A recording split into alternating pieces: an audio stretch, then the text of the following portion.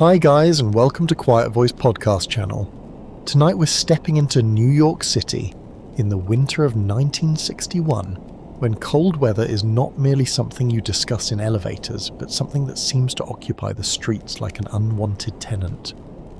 You stand beneath a grey sky while wind slips between buildings and carries the dry smell of coal smoke, automobile exhaust, wet wool, and snow that has not yet decided how serious it intends to become.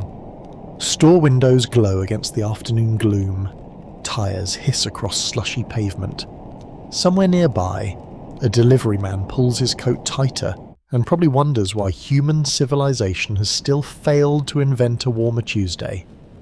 So, before you settle into the story, take a moment to like the video and subscribe. And while you are getting comfortable, tell us in the comments where you are listening from and what time it is there. Perhaps you are hearing this beneath summer rain, or beneath your own winter skirt. Either way, New York is growing colder around you. Now, it's time to rest. You arrive in a city already tired of winter. January has been severe, and snow has repeatedly covered the streets, forcing millions of people to perform the familiar New York ritual of pretending that terrible weather is merely an inconvenience. Men in dark overcoats lean forward against the wind. Women step carefully around patches of ice in sensible winter shoes. Children discover that every mound of dirty snow is potentially a fortress. The sidewalks have become narrow channels between frozen banks, and crossing a street can require a small expedition involving patience, balance, and mild suspicion toward passing taxis. The cold feels sharper between the tall buildings. Air rushes through the long avenues and turns ordinary corners into wind tunnels. When you touch a metal railing with a gloved hand, the chill seems to travel straight through the fabric. Apartment entrances smell of damp coats and radiator heat. Inside older buildings, steam pipes knock and complain through the night, producing mysterious bangs that newcomers might mistake for structural collapse. Long-time residents simply pull the blanket higher and continue sleeping. Records confirm that New York experienced an exceptionally snowy winter during this period, with powerful storms striking the region within a relatively short span. By early February, the city is not facing fresh snow with innocent curiosity. It is facing it with the expression of someone being handed another bill. Snow already occupies valuable space along sidewalks and curbs. Sanitation crews work long hours clearing streets, yet there is only so much room to place what has fallen from the sky. You begin to notice how completely weather shapes ordinary life. Grocers watch deliveries closely because trucks can be delayed. Building superintendents worry about boilers and frozen pipes. Commuters listen carefully to radio forecasts before leaving home. Mothers check children's scarves twice. Office workers carry shoes that can survive slush, because arriving at a respectable desk with soaked feet is one of winter's less glamorous traditions. The radio becomes especially important. Television is increasingly common, but radio still follows people through kitchens and shops, taxis, and workplaces. Weather reports arrive in calm voices that can make alarming conditions sound strangely civilized. Snow is expected. Winds may strengthen. Travel could become difficult. Such language seems modest compared with what those words might mean once millions of people attempt to move through the same narrow streets at roughly the same time. New York in 1961 is a city built around movement. Subways thunder beneath your feet, buses grind through traffic, elevated rail lines still serve parts of the city, taxis weave between private automobiles, delivery trucks, police cars, and pedestrians who regard traffic signals as useful suggestions. Any serious snowfall threatens this delicate machinery. A few blocked intersections can slow an entire neighborhood. A stalled bus can trap several cars behind it. Snowplows need open streets. Yet open streets are exactly what a large storm quickly removes. Oddly enough, one of the great practical problems of heavy urban snow is not simply clearing it, but deciding where to put it. In open country, snow can remain where it falls. In Manhattan, Nearly every square foot already has a purpose. Sidewalks must remain passable, cars occupy curbs, delivery entrances need access, fire hydrants cannot disappear beneath frozen piles. As workers shovel, the snow forms higher ridges that gradually turn street corners into miniature white cliffs. Your senses adjust to the season. You hear the scrape of metal shovels before breakfast. You smell wet newspapers near apartment doors, wool gloves dry beside radiators. Boots leave grey puddles across tiled floors. On buses, passengers sit surrounded by the scent of damp clothing and overheated air. Outside, breath appears in pale clouds, briefly visible before being torn apart by the wind. There is also a social rhythm to winter hardship. Neighbours who normally exchange only brief greetings suddenly discuss weather with great authority. Everyone becomes an amateur forecaster. A man who sells fruit may confidently explain atmospheric pressure. A doorman studies the clouds as though negotiating directly with them. Taxi drivers possess detailed theories about which avenue becomes useless first. None of these theories necessarily agree, which is perhaps the most authentic New York detail of all. Researchers still disagree about how much severe weather changes city behaviour compared with merely revealing habits that already exist. Some historians emphasise cooperation during emergencies, while others point toward the inequalities that become more visible when transportation, heating, and public services are strained. In practice, both experiences can exist on the same block. One family has a warm apartment and a full pantry. Another relies on a temperamental heater and wages that disappear if work is missed. As the first days of February settle over the city, winter seems increasingly permanent.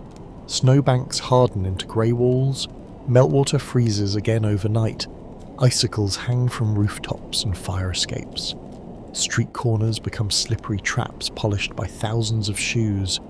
Yet restaurants remain open, newspapers still arrive, theatres still advertise performances, and department stores continue displaying goods beneath bright lights. New York keeps moving because stopping feels almost unnatural. But above those crowded streets, the sky is changing again. Clouds gather over the region, thick and low, pressing the daylight into a muted silver. The temperature remains stubbornly cold. Forecasts begin mentioning another developing storm, and people who have spent weeks climbing over frozen piles glance toward the sky with understandable suspicion. Across apartments and storefronts, and radios continue murmuring. Drivers fill fuel tanks, shopkeepers check supplies, sanitation workers prepare equipment, families make ordinary plans while quietly wondering whether those plans will survive the weather. The city does not yet know exactly what the coming snow will demand from it. For the moment, you simply feel winter tightening its grip. One cold street, one rattling window, and one darkening cloud at a time. The weather reports begin to sound less casual now. You hear them in kitchens while coffee warms on the stove, inside taxis while meters click through traffic, and behind shop counters where clerks pretend not to listen too closely. Forecasters describe a strengthening winter system moving toward the city, and each new report gives the coming storm a little more weight. Snow is no longer treated as a pleasant possibility, it's becoming a problem with a timetable. Across Manhattan, people make quiet calculations. A secretary wonders whether she should leave work early if the snow begins during the afternoon. A restaurant owner checks deliveries and counts how much bread, milk, and coffee remain in storage. A father considers whether his children will have school. A building superintendent walks into the basement and listens to the boiler with the concentration of a doctor examining a difficult patient. Weather forecasting in 1961 does not provide the detailed digital maps you might expect today. There are no bright animated radar images waiting in your pocket, no instant messages warning you that snow will begin in exactly 17 minutes. Forecasting depends on weather stations, observations, charts, radio broadcasts, newspapers, and the judgment of meteorologists trying to understand a large and complicated atmosphere. That uncertainty gives every forecast a slightly mysterious quality. Records confirm that major winter storms along the eastern coast can intensify quickly when cold continental air meets moisture from the Atlantic Ocean. For New Yorkers, however, the science becomes very simple once the wind rises. Moisture and temperature may interest meteorologists, but commuters are mainly interested in whether the train will run and whether their shoes will remain dry. You step into a neighborhood grocery and notice small signs of preparation.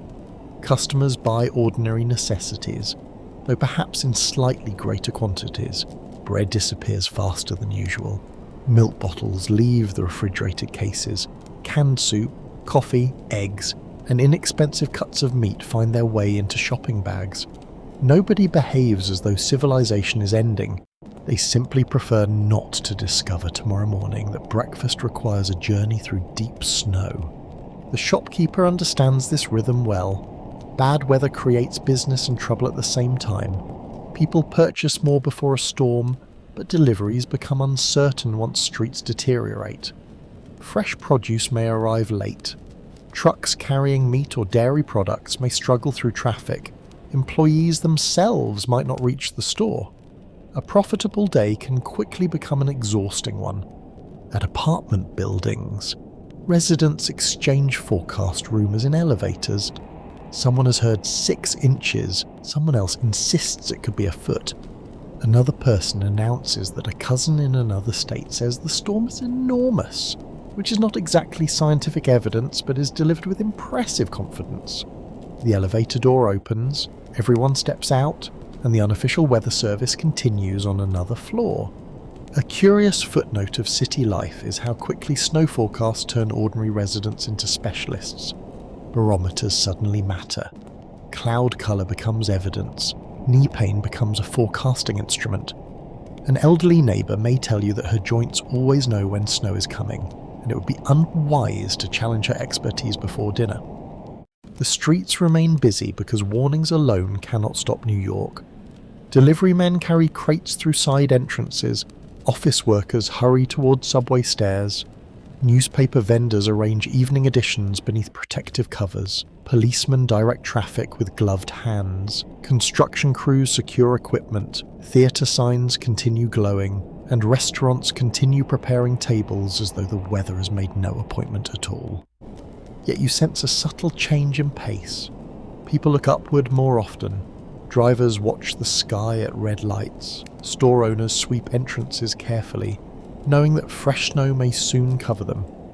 Sanitation crews inspect plows and spreaders. Salt and sand become strategic materials rather than dull piles stored somewhere out of sight.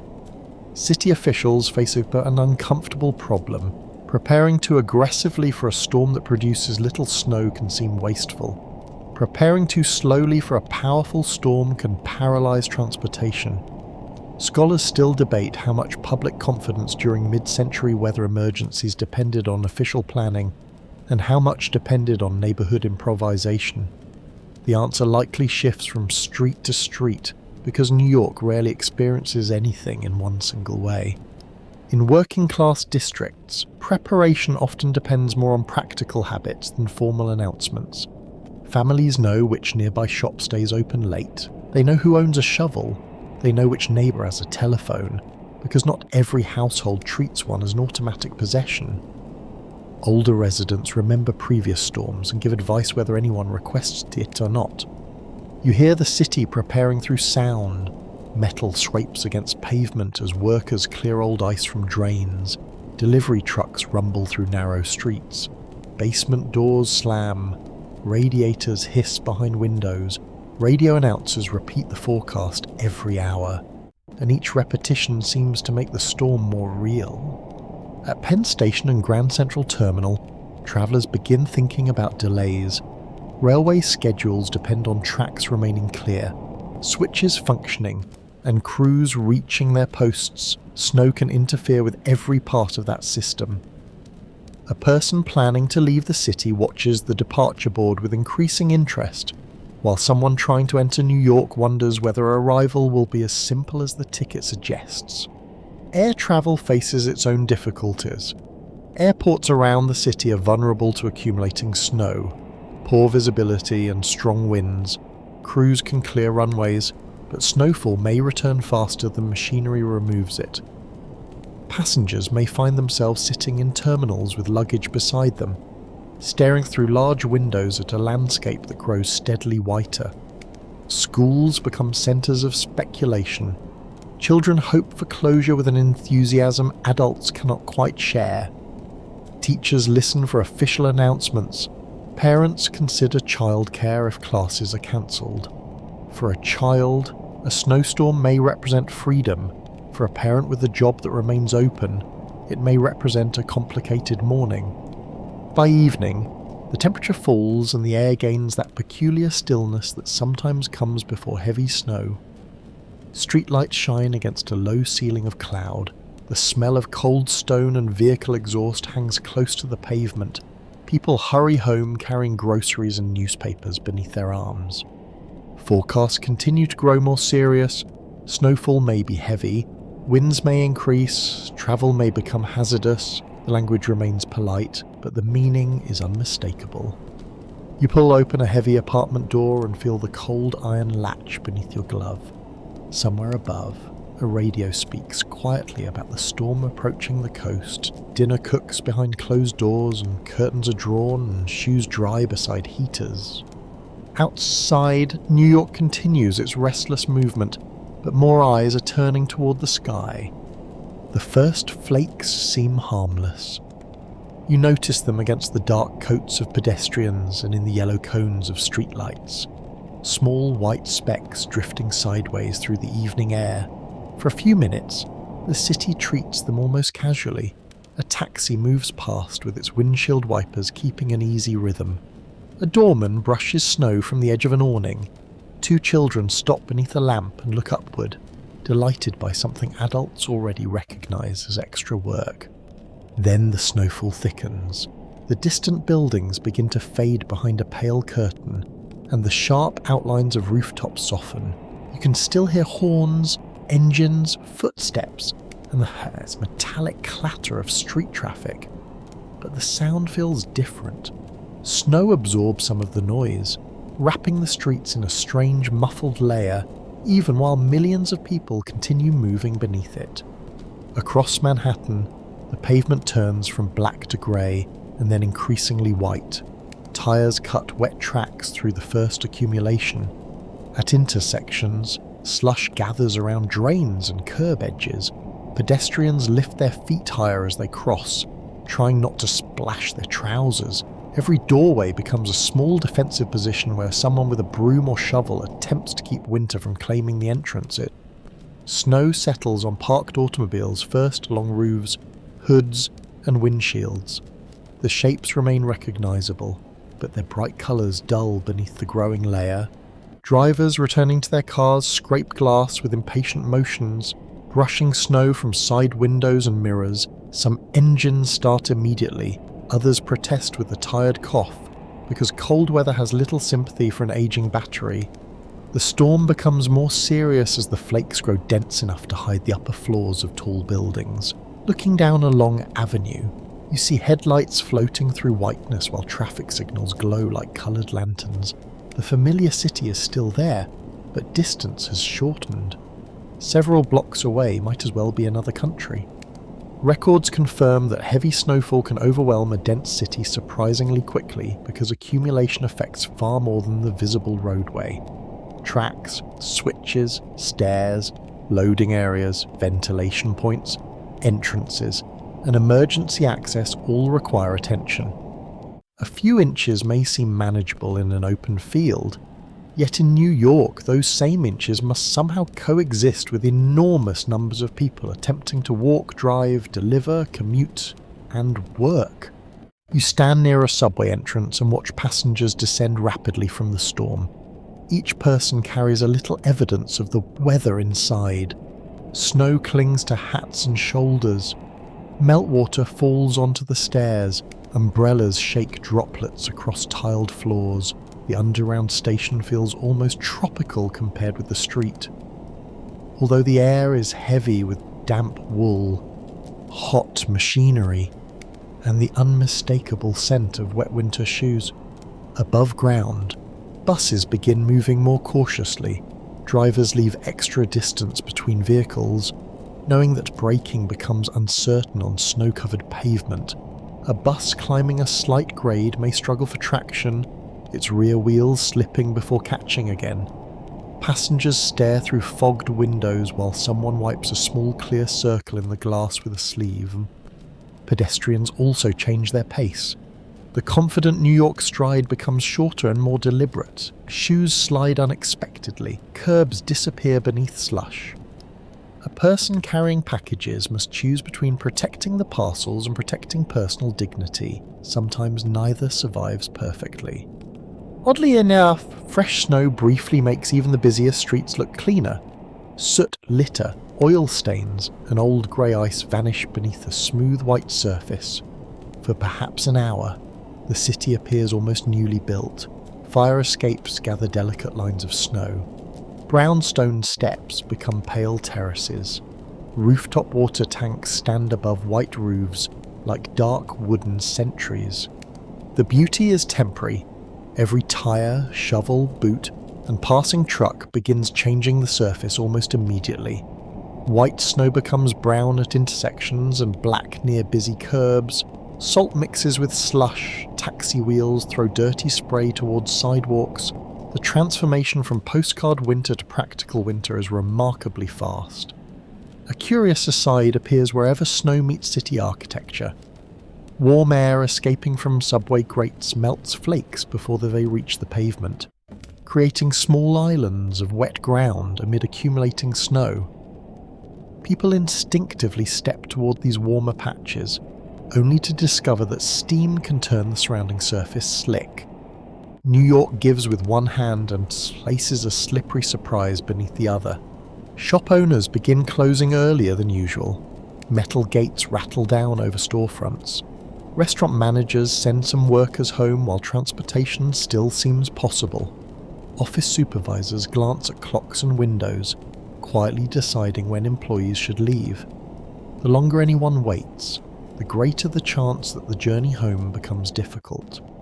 No agreement has been reached on whether severe urban snowstorms create true social calm or merely a temporary illusion of it. Some observers describe a sense of shared experience, with strangers helping strangers across slick streets.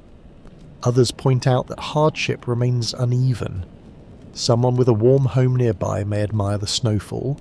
Someone facing a long trip to an outer neighbourhood sees the same flakes as a growing obstacle. You feel that difference as the evening deepens. A well-dressed couple steps carefully toward a restaurant entrance beneath a bright canopy. A delivery worker pushes a handcart through thickening snow only a few yards away. One person experiences weather as atmosphere. Another experiences it as labour. Snowplows begin appearing more frequently, their blades pushing heavy ridges toward the curbs. The machines move with authority, yet snowfall quickly covers the cleared lanes again. Workers spread salt at major intersections and near important entrances. Shovels scrape continuously along sidewalks, creating narrow paths that seem to shrink whenever the wind shifts. The roofs of taxis become white rectangles moving slowly through the storm. Windshield wipers beat faster. Drivers lean forward, searching for lane markings that are gradually disappearing. Horns still sound, because apparently even a powerful snowstorm cannot persuade New Yorkers to abandon that particular form of communication. By late evening, the city looks transformed from sidewalk level. Steps have softened into slopes. Parked cars wear thick white caps. Benches disappear beneath smooth mounds. Trash cans become rounded shapes. Tree branches bend under fresh weight, and every lamp reveals thousands of flakes racing through the air. You reach out a gloved hand and feel snow gather across the fabric. The flakes melt slowly from your body heat, leaving tiny dark spots behind. Around you, Manhattan continues moving, but with effort now. Every journey takes longer, every corner becomes less familiar. The snow keeps falling, steady and determined, covering tracks almost as quickly as people make them. The cold now settles deeper into the city, not as a dramatic arrival, but as a steady pressure that enters through window frames, stairwells, basements, and every poorly sealed corner. You feel it first in your fingers when you turn a metal doorknob, then in your face when you step outside and the wind catches the small patch of skin between scarf and hat. The temperature seems less like a number and more like a presence, patient and persistent, waiting wherever the heat is weakest. Inside older apartment buildings, warmth depends heavily on steam radiators and the health of the boiler below. Pipes knock through walls with sudden metallic complaints, sometimes loud enough to wake a light sleeper. Radiators hiss, clank, and breathe out waves of heat that can make one room almost tropical while another remains stubbornly cold. You may find yourself opening a window for 5 minutes in one room and stuffing a towel beneath a drafty door in the next. A wonderfully inefficient arrangement that somehow counts as normal winter living. The building superintendent becomes one of the most important people in your world. You hear his footsteps in the hallway, or the scrape of tools near the basement door, and suddenly everyone is interested in his mood. If the boiler behaves, he is nearly invisible. If it fails, he becomes the central figure in a small domestic crisis. Tenants call down stairwells, knock on doors, and ask variations of the same question about when the heat will return. Records confirm that many New York buildings of this era rely on central steam heating systems, especially in older apartment houses where individual temperature control is limited or non-existent. That means comfort can depend on building design, maintenance, fuel supply, and the superintendent's skill. A warm apartment may feel generous and secure, while a poorly heated room can become miserable remarkably quickly once the outdoor temperature drops. You notice the difference most clearly at night. Curtains are drawn tightly, extra blankets appear from closets, children wear thicker pajamas, adults place slippers beside the bed because the floor feels punishing in the morning. If your apartment has a radiator near the window, you may pull a chair close to it and read while listening to the strange combination of wind outside and steam inside. Cold air leaks through sash windows and settles near the floor. In some homes, residents use rolled towels, folded newspapers, or strips of cloth to block drafts. Heavy curtains help, though they may also trap moisture against the glass. By morning, frost can form delicate patterns along the inside edges of windows, turning an inconvenience into something unexpectedly beautiful. A curious footnote of winter housekeeping is that radiators sometimes become unofficial drying stations. Gloves, socks, scarves, and damp children's clothing gather nearby, though placing fabric directly on a hot radiator can be risky. The room fills with the smell of wet wool and warm dust, a scent that becomes almost inseparable from city winter. Someone inevitably forgets a mitten until it becomes uncomfortably hot, which is a small household drama, but still a drama. In narrow hallways, you hear doors opening and closing as neighbours check on one another. An elderly resident may need help carrying coal for a small stove in an older arrangement, or perhaps simply needs someone to make sure the apartment remains warm enough. A family with young children may worry about losing heat overnight.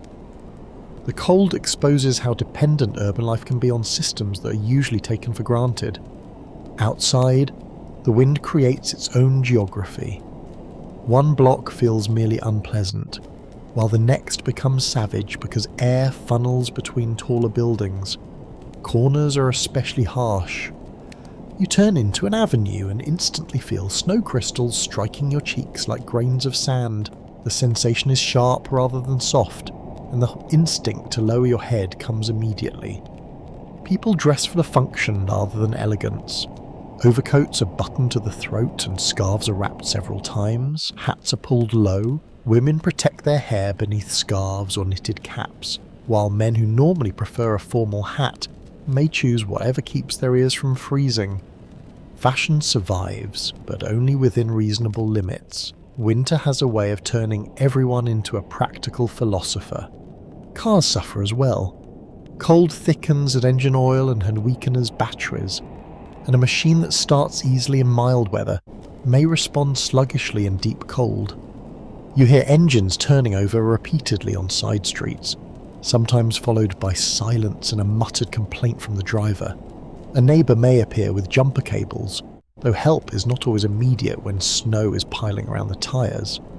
Water becomes another concern. Pipes in poorly insulated areas can freeze, especially near exterior walls or in unheated spaces. Building workers monitor vulnerable lines and sometimes leave taps running, slightly to reduce the risk. If a pipe freezes and bursts, the result can be far more damaging than the inconvenience of cold itself. Water spreads into walls, ceilings, stairwells, and apartments, then may freeze again where temperatures are low. Scholars continue to argue over how strongly winter hardship in mid-century cities reflected class differences rather than simple geography. Housing quality matters enormously.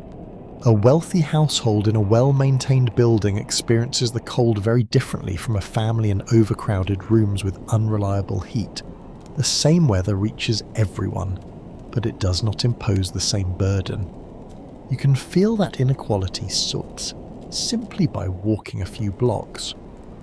One lobby is bright, warm, and guarded by a uniformed doorman.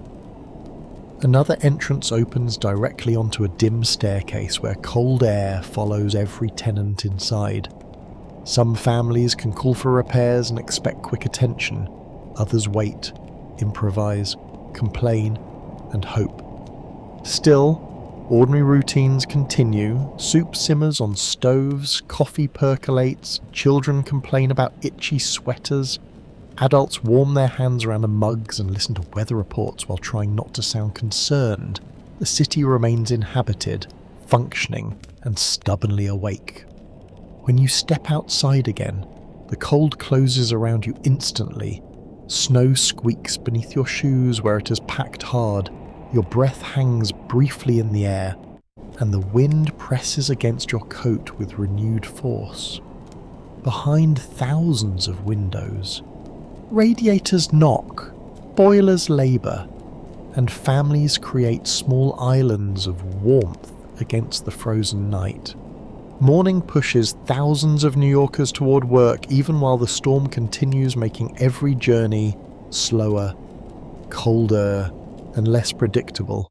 You join the flow at the corner where buses should arrive on schedule. Though schedule has become an optimistic word, people stand close together beneath coats and scarves, stamping their feet against the cold while watching the avenue for headlights. Snow gathers on hats and shoulders, and every passing vehicle leaves behind a grey array of slush.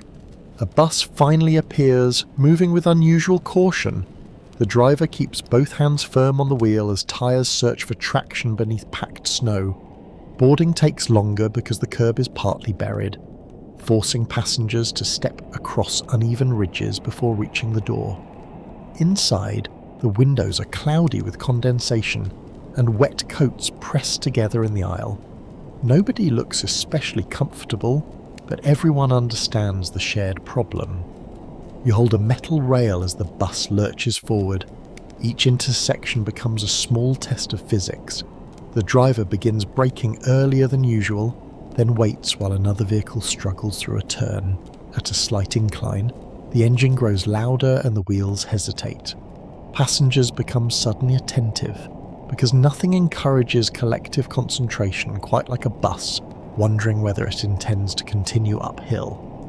Records confirm that New York already depends heavily on public transportation in this period, with enormous numbers of workers travelling by subway, bus, commuter rail, and other city services every weekday. Severe snow does not merely inconvenience individual travellers, it places pressure on an interconnected transportation network where one stalled vehicle, blocked street, or frozen switch can create delays far beyond the original problem. You leave the bus near a subway station and descend carefully. The staircase is wet from hundreds of shoes carrying snow underground. Sand has been scattered across slippery areas, though certain steps still demand attention. Commuters grip handrails and move in cautious lines, everyone attempting to maintain dignity while secretly aware that one careless current foot could produce an embarrassing slide in front of complete strangers. The platform is crowded, trains continue running, which gives the underground system a major advantage during heavy snow, but service can still become uneven. Passengers from delayed buses and difficult surface journeys pour into stations, increasing congestion below. You hear announcements through speakers that are not always perfectly clear, and people lean toward one another asking what was said. When the train arrives, the crowd compresses toward the doors. You enter a car filled with damp coats, newspapers, briefcases, shopping bags, and the faint smell of hot electrical machinery. Someone folds a newspaper carefully to avoid brushing another passenger. Someone else holds a lunch container against the chest. Everyone sways together as the train accelerates through the tunnel. There is almost something reassuring about moving beneath the storm. Underground, you cannot see the snow falling or the cars struggling above. The train roars between stations with an ordinary mechanical confidence, and for several minutes the city feels normal again. Then a delay holds the train between stops, and the illusion fades. A curious footnote of winter commuting is the transformation of newspapers into practical equipment. They are read, folded beneath arms, used to shield hats from wet snow, placed temporarily on damp seats, and sometimes tucked inside clothing for extra insulation by people who are very cold and very inventive. The morning paper is not merely information. Under the right circumstances, becomes engineering. At major rail terminals, the situation feels more uncertain. Commuters arriving from outside Manhattan depend on tracks exposed to the weather for long stretches.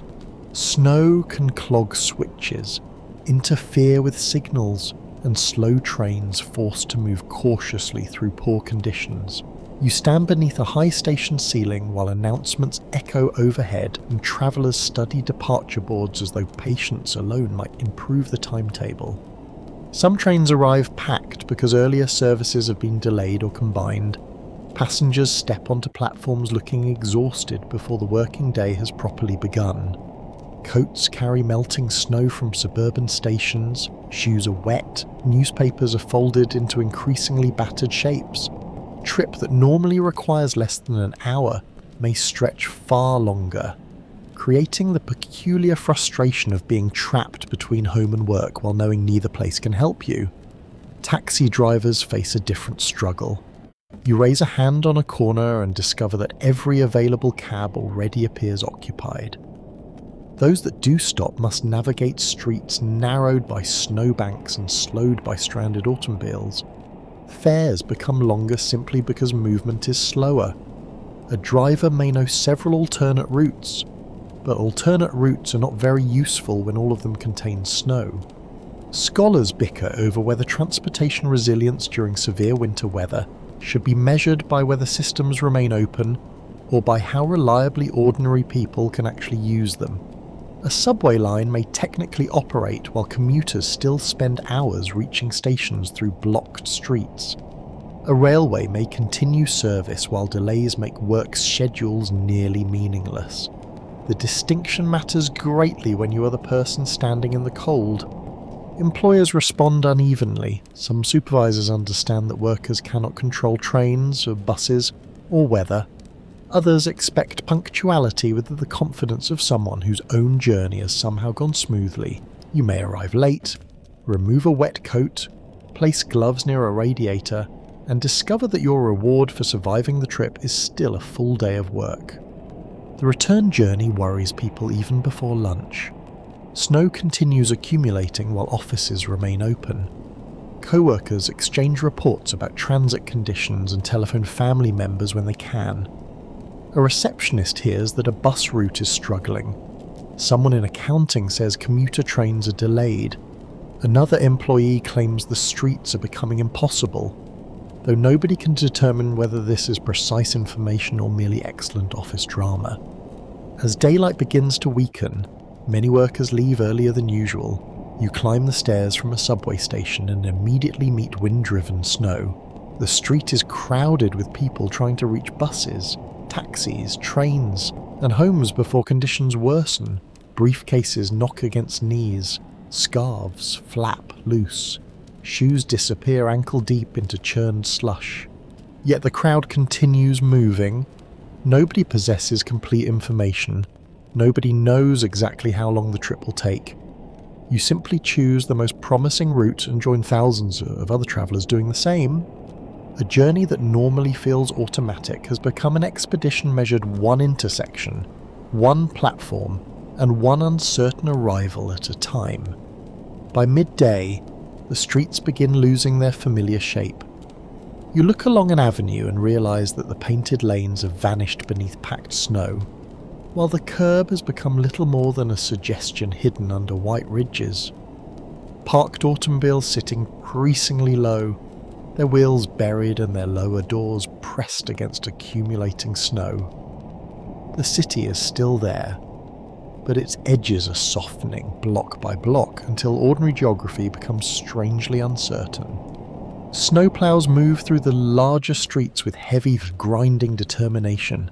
You hear them before you see them, engines labouring as steel blades push dense heaps toward the sides.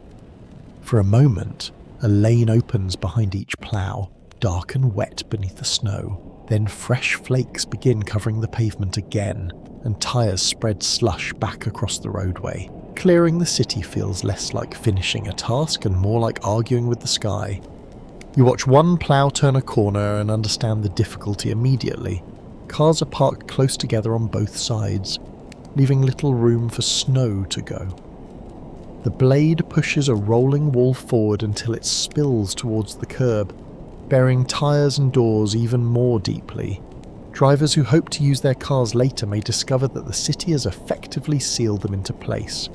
Records confirm that major snow removal in New York depends on a large coordinated effort involving sanitation crews, plows, spreaders, trucks, and workers assigned to priority streets, main avenues, emergency routes, bridges, and approaches to important facilities demand attention first. Smaller side streets may wait longer, which means conditions can differ sharply only a few blocks apart.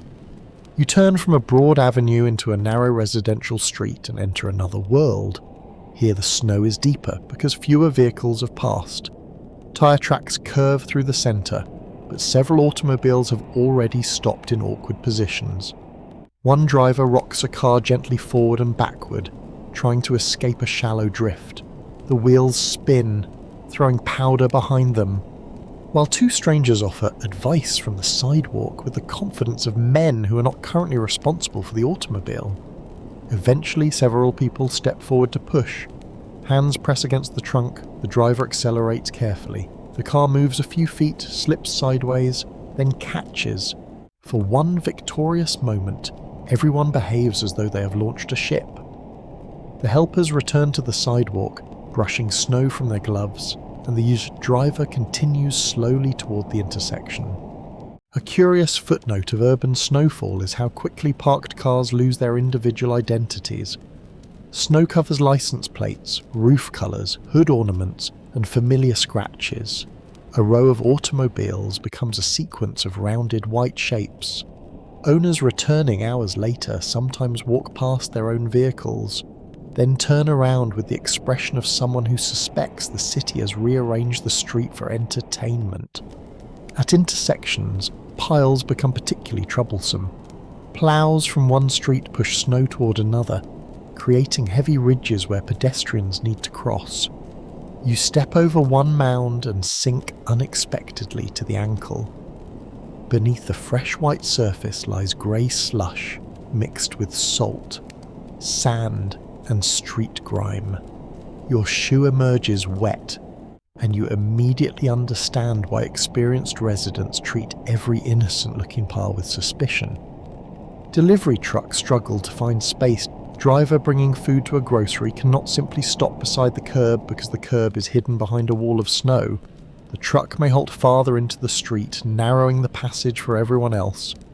Workers then carry boxes over slippery piles, balancing crates while watching for approaching vehicles. A task that usually takes minutes stretches into exhausting labour. Garbage collection becomes another complication. Bags and containers are placed near curbs that are difficult to reach, while sanitation resources are increasingly focused on snow removal. Ordinary waste does not stop accumulating merely because winter has become inconvenient. The result is an odd layering of urban life, with snowbanks swallowing baskets, boxes, and objects left near the street. The fire department faces a particularly serious concern. Fire hydrants can disappear beneath deep snow or become difficult to reach behind ploughed piles. Residents and building workers sometimes clear space around them, recognizing that a few minutes spent with a shovel may matter greatly during an emergency. What looks like an ordinary red piece of street furniture becomes suddenly important once it begins vanishing beneath white. Arguments split among historians over whether great urban snowstorms are best remembered through official operations or through countless acts of local improvisation. Municipal crews move enormous quantities of snow, yet much of the immediate work happens with ordinary shovels in ordinary hands. Superintendents clear entrances, shop owners carve paths to doors, residents dig around parked cars, teenagers help elderly neighbours. The city is cleared not by one grand action, but through thousands of small ones. You hear those actions everywhere. Shovels strike pavement with a metallic scrape. Plough engines growl at the corner, tyres spin, chains clatter on service vehicles. Someone calls from an upstairs window to warn that another truck is approaching. A policeman gestures impatiently at a driver blocking an intersection, though the driver appears to have nowhere useful to go. Snow also changes the scale of the street. A mound at the curb becomes high enough for a child to climb. A narrow sidewalk resembles a trench. Parked cars seem smaller because half their bodies have disappeared. Doorways that normally open directly onto pavement now require steps carved through accumulated snow. The most difficult drifts form where wind carries loose powder into sheltered spaces. Along building walls and behind parked vehicles, snow gathers unevenly. One patch may barely cover your shoes while another reaches toward your knees. You learn quickly to watch the surface rather than assume every white stretch is the same depth. Even the city's confidence seems slower. Traffic signals continue changing with perfect regularity, but fewer vehicles respond. Green lights shine over intersections where nothing moves. Red lights stop cars that are already nearly motionless. The machinery of order remains intact while the physical streets beneath it become increasingly unreliable. By evening, the great avenues are still open in places, but movement is laborious.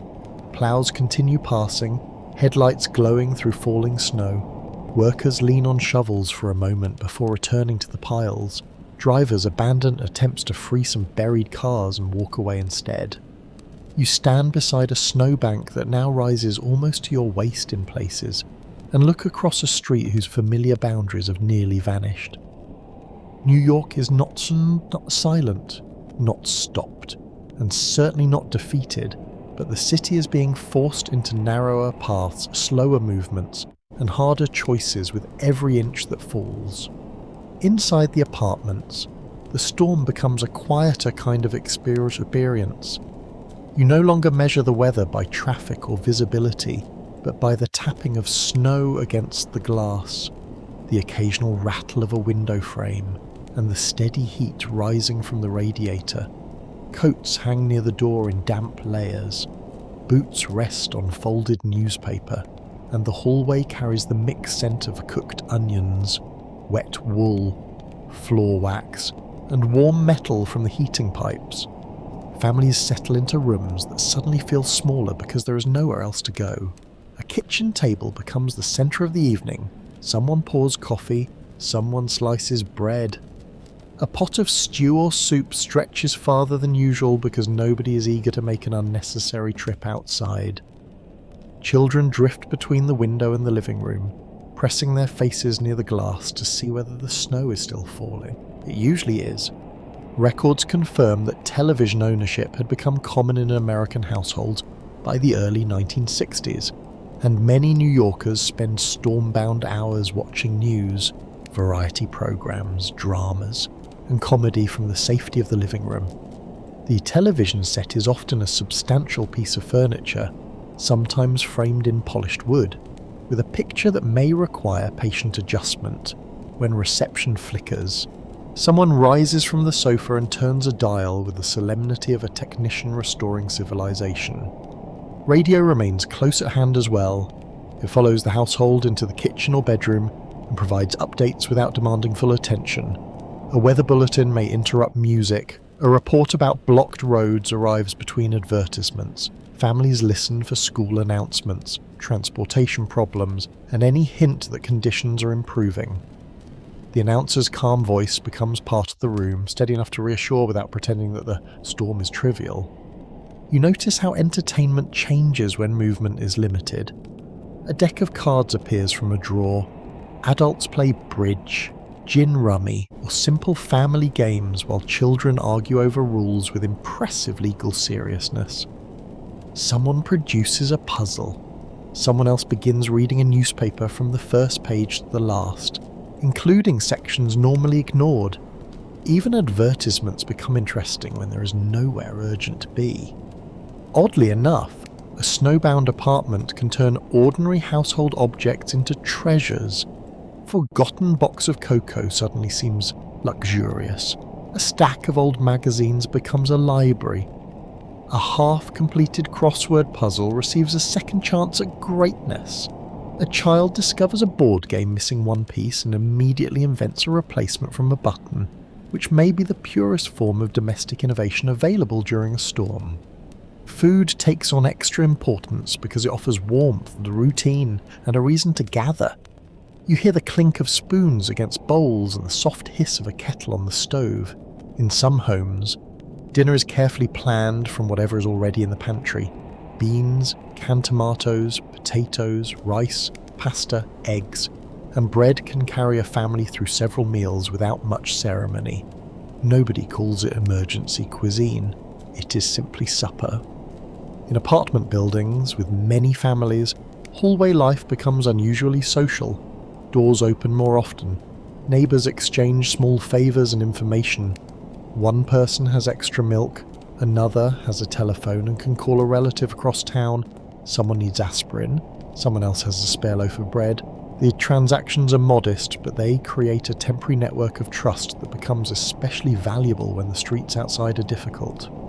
You may hear a knock at the door and find a neighbour asking whether the heat feels normal in your apartment. This is partly practical and partly social.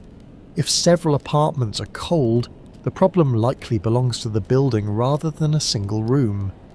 Soon, a little committee forms in the hallway, everyone speaking softly but with growing concern about the boiler.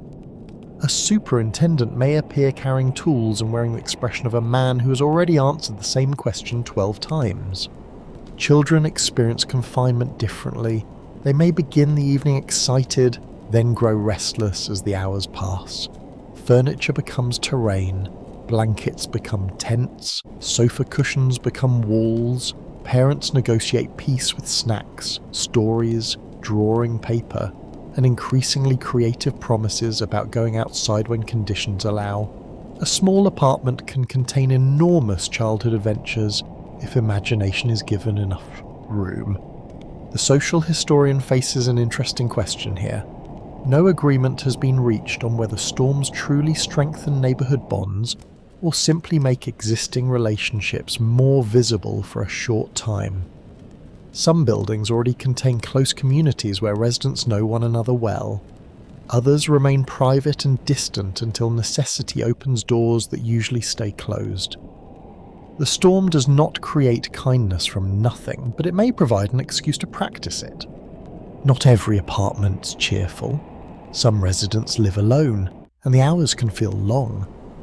An elderly person may sit near the radiator with the radio turned low, listening to footsteps in the corridor and hoping the building remains warm. A widow may telephone a daughter in another borough. A man who works nights may sleep through much of the storm, curtains drawn, while the city changes outside without his participation. In wealthier homes, the experience can feel almost comfortable.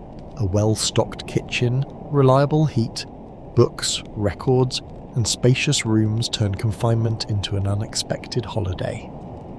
In tighter quarters, especially where several people share bedrooms or living spaces, privacy becomes scarce. The same snowfall can produce cozy intimacy in one household and simple exhaustion in another. You begin to understand how much emotional life is hidden behind apartment windows. From the street, every glowing rectangle looks peaceful. Inside, one family is laughing over cards, another is worrying about a delayed relative, and another is arguing over whose turn it is to wash the dishes. Storms do not suspend ordinary human nature, they merely bring everyone indoors together for longer stretches. As the evening deepens, the building settles into a softer rhythm. Water runs briefly through pipes, a chair scrapes across a floor overhead. Someone practices piano several apartments away, repeating the same passage until it becomes part of the storm soundtrack. Somewhere, a baby cries and then quiets. Doors close, voices lower. You sit near the window with a warm drink and watch snow gather along the sill. The outside world has become distant, almost unreal, while the apartment glows around you with ordinary objects made suddenly precious by confinement. A lamp, a blanket, a full kettle, and another human voice in the next room are enough to make the night feel manageable. By morning, children discover that the storm has transformed the city into something adults can only partly control.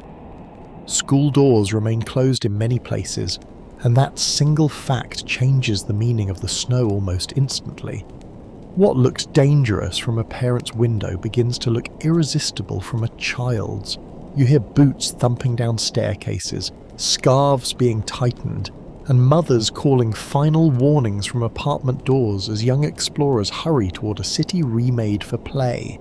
The sidewalks become launching grounds.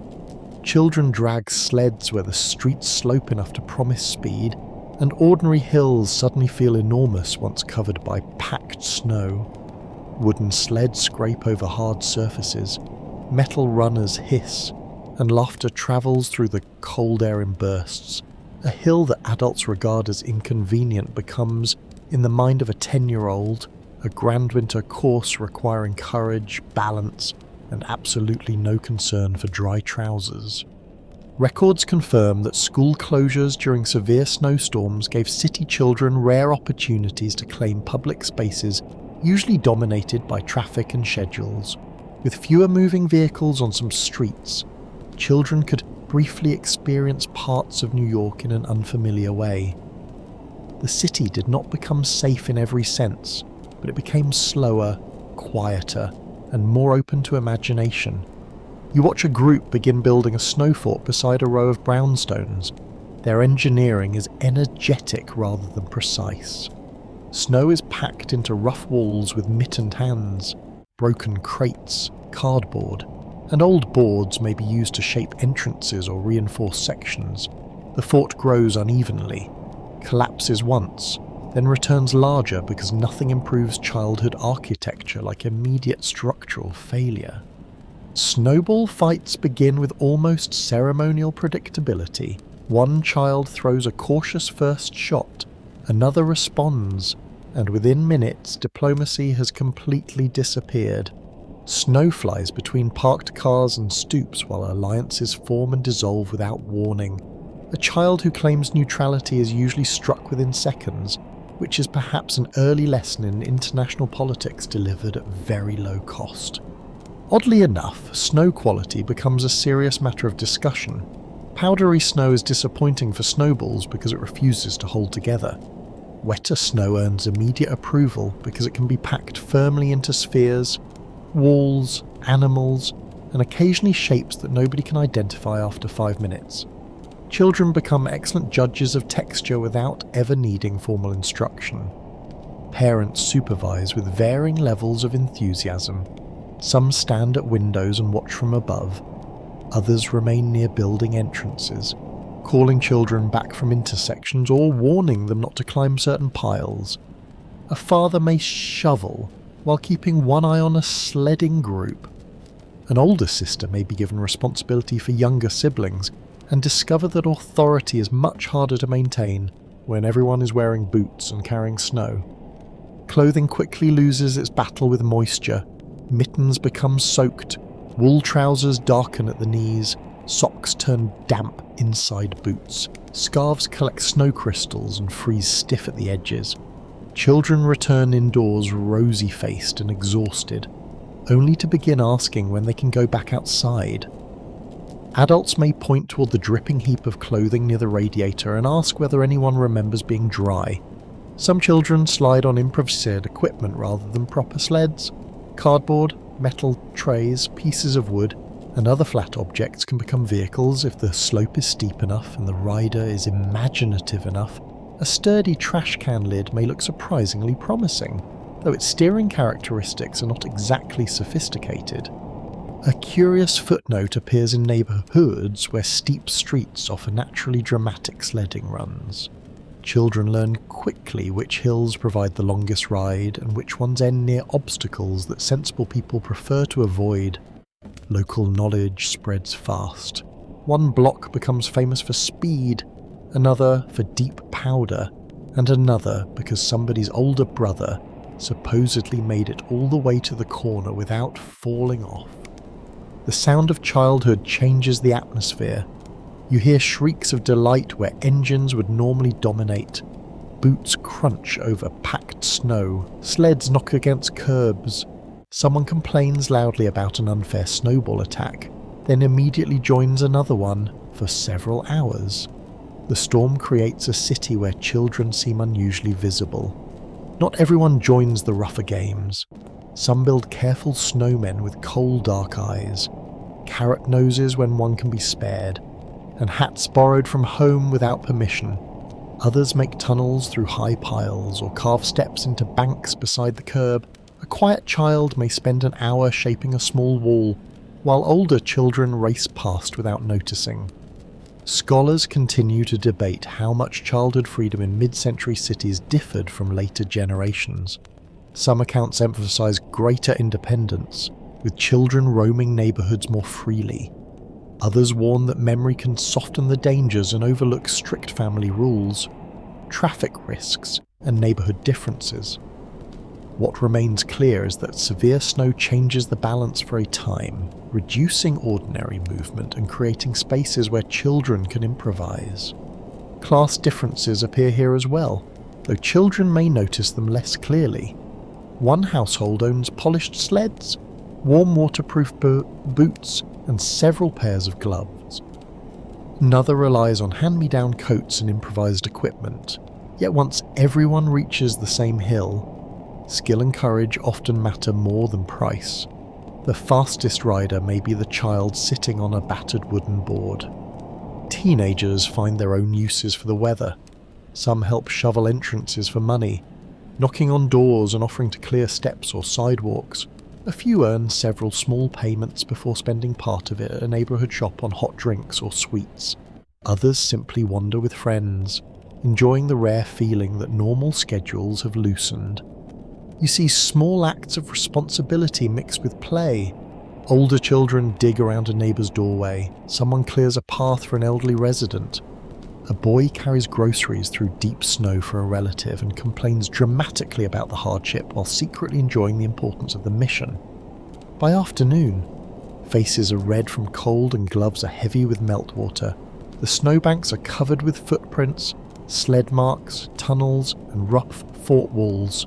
What sanitation workers see as an enormous removal problem, children see as raw material. Eventually, parents begin calling everyone home, names echo from windows and doorways, sleds are dragged reluctantly back toward apartment buildings, boots leave wet prints across entrance floors, gloves are placed near heat again, and stories begin immediately. Each child insisting that one particular hill, crash, fort, or snowball was more extraordinary than all the rest. Outside, The city remains difficult and cold, but for a few hours it has also become a playground vast enough to make winter feel almost generous. Not everyone has the luxury of staying indoors.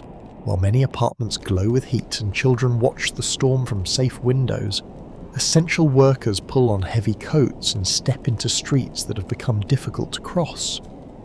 You follow them through the snow and begin to see another version of the city. One measured not in comfort but in duty. Hospitals need the nurses. Fires still start. Emergencies still happen. Trains still need crews. Food still needs to reach people. The weather may slow New York, but it cannot suspend every obligation. Police officers stand at difficult intersections where traffic has become confused. Their uniforms are partly hidden beneath winter coats, and snow settles along shoulders and cap brims. They wave drivers forward, stop others, and help clear small blockages before they become larger ones.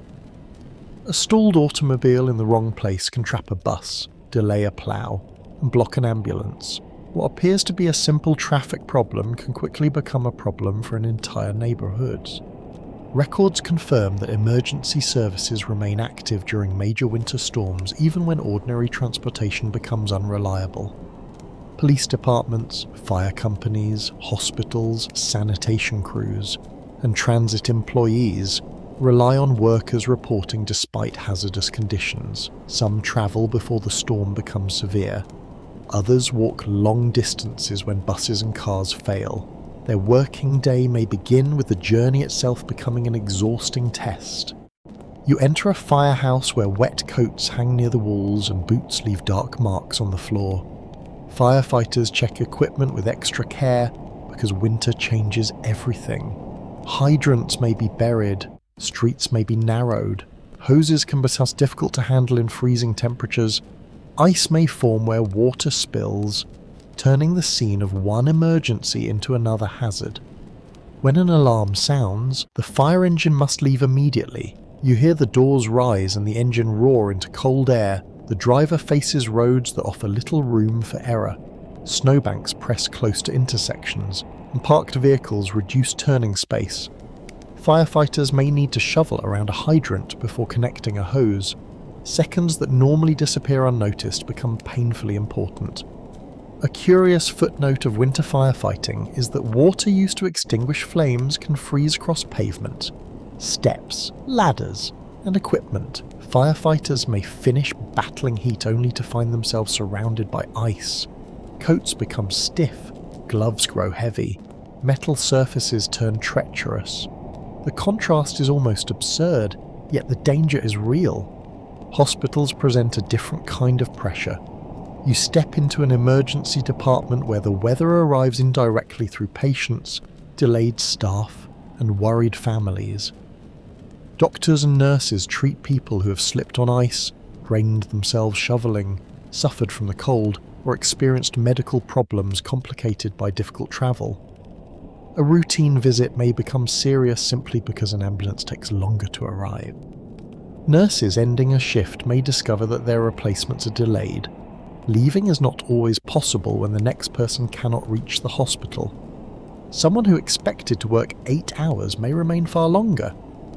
Cafeterias, staff rooms, and spare corners become temporary resting places for exhausted workers. A person may sleep for an hour, wake, drink a bowl of coffee, and return to duty because patients continue arriving. Ambulance crews face especially difficult choices. You ride with them in imagination as the vehicle moves slowly through packed streets, siren sounding while cars struggle to make room. A driver who normally pulls neatly to the curb may have nowhere to go because the curb itself is buried. The ambulance inches forward, searching for a path that remains barely wide enough. Transit workers also keep the city functioning from places most passengers never see. Mechanics inspect equipment in cold yards. Track workers clear switches and remove ice. Station employees manage growing crowds. Conductors and drivers complete difficult shifts while wondering whether they will be able to reach home afterward. The transportation network depends on thousands of people whose names most riders never learn. You see sanitation workers through blowing snow, standing beside heavy machinery or handling shovels where ploughs cannot reach. Their work is repetitive and physical. Snow falls while they remove it. A cleared area may begin filling again almost immediately. Gloves become wet, faces redden from wind, muscles ache long before the shift ends. One scandalous aside, at least from the viewpoint of a tired worker, is that the public often notices snow removal most clearly where it has not happened. A street that has been cleared attracts little comment. One that remains blocked produces complaints almost instantly. The worker standing behind a shovel may reasonably feel that success is invisible while failure receives a committee. Delivery workers continue appearing where circumstances allow. A bakery needs flour, a hospital kitchen needs food, a pharmacy needs medicine. Trucks may stop farther from entrances than usual, forcing workers to carry heavy boxes across uneven snow. A simple delivery becomes a chain of lifting, balancing, slipping, and starting again. Telephone operators and utility workers also become crucial. Families need to report problems, hospitals need communication, city departments need to coordinate crews, utility employees monitor heating and electricity, and other systems that become more vulnerable under severe weather. When something fails, or repair workers may have to reach equipment through conditions that make ordinary access difficult. Scholars bicker over whether stories of heroic public service during disasters can sometimes hide the harsher truth that many essential workers have little choice about reporting. Some feel strong professional duty, others need the wages. Many experience both at once. Heroism and necessity do not cancel each other. A person can be brave while also wishing very much to be home. You notice this tension in small moments. A nurse looks through a hospital window and wonders whether her family has enough food. A police officer flexes numb fingers beneath gloves. A sanitation worker drinks hot coffee from a paper cup beside a truck. A firefighter telephones home during a quiet interval, listening for reassurance that everyone is safe. The city depends on these ordinary decisions. Someone stays for another shift, someone clears another hydrant, someone drives another ambulance through a narrowing street, someone repairs a signal, someone carries another crate through deep snow. Night settles over New York, but the work does not end. Sirens move faintly through the distance. Hospital windows remain bright, firehouses stay ready, transit crews remain underground and in yards. Snow continues falling on shoulders, vehicles, tracks, and streets, while thousands of workers keep the essential machinery of city life moving one difficult task at a time. The neighborhood shop becomes a kind of small command post when the streets turn difficult. You push open a heavy door and hear a bell ring above your head, followed by the warm smell of coffee, bread, onions, tobacco, and damp winter clothing. Shelves are still stocked, but not as generously as usual, and the gaps begin to matter. A few customers stand near the counter discussing deliveries, transportation, and whether the snow will keep falling through the night. Nobody seems panicked. People are simply paying closer attention to what remains. The grocer knows his regular customers by face, and often by habit. He knows who buys milk every morning, who prefers a certain loaf, who lives alone, and who has 3 children at home in ordinary weather. These details are part of business. During a severe storm, they become part of neighborhood survival. A customer who cannot reach the store may send a child, a relative, or a neighbor with a handwritten list folded into a coat pocket. Records confirm that small neighborhood groceries, bakeries, butcher shops, pharmacies, and diners still play a major role in daily city life during the early 1960s. Large supermarkets exist, but many New Yorkers continue shopping close to home, often buying smaller quantities more frequently. That habit makes local stores especially important when travel becomes difficult and deliveries become uncertain. You notice the first signs of strain near the bread shelves. Popular loaves disappear quickly. leaving only a few less familiar choices. Milk may arrive late or not at all. Eggs become precious because they can serve breakfast, lunch, or supper without much effort. Potatoes, canned vegetables, soup, coffee, and flour suddenly seem more valuable than anything displayed with fancy packaging. Practical food wins every argument when the weather is bad. A delivery truck finally arrives outside, and the driver faces a problem that would be trivial in clear weather. There is nowhere to park, snowbanks fill the curb, and another vehicle blocks part of the street. The driver stops as close as possible, opens the rear door, and begins carrying cartons through a narrow path. Store employees step outside to help, passing boxes hand to hand while snow collects on their shoulders. Oddly enough, customers become unusually interested in delivery schedules during a storm. A conversation that would normally sound painfully dull can suddenly attract a small audience. When did the milk truck leave the warehouse? Has the bakery route reached this block? Will fresh meat arrive tomorrow? People listen carefully because the answers may determine dinner. The neighbourhood bakery creates its own sense of reassurance. You enter and feel warm air touch your face, carrying the smell of yeast, sugar, and flour. Bread sits behind glass cases, though quantities are lower than usual. A baker who has worked since before dawn may have slept very little. But the ovens continue running because a neighbourhood without fresh bread somehow feels more troubled than one with it. Diners remain especially important for people who cannot cook, cannot reach home, or simply need a warm place to sit. You step inside beneath a glowing sign and hear the comforting noise of plates, cups, and low conversation. The counter is lined with stools, some occupied by taxi drivers, policemen, delivery workers, and local residents. Steam rises from coffee cups, and the cook works behind the grill with the calm efficiency of someone who has already prepared hundreds of eggs. The menu may be simpler than usual. Certain ingredients have not arrived, and nobody knows exactly when they will. Customers accept substitutions with more patience than they might on an ordinary day. A bowl of hot soup, a plate of eggs, toast, and coffee seem entirely sufficient when boots are wet and the wind is pushing snow against the windows.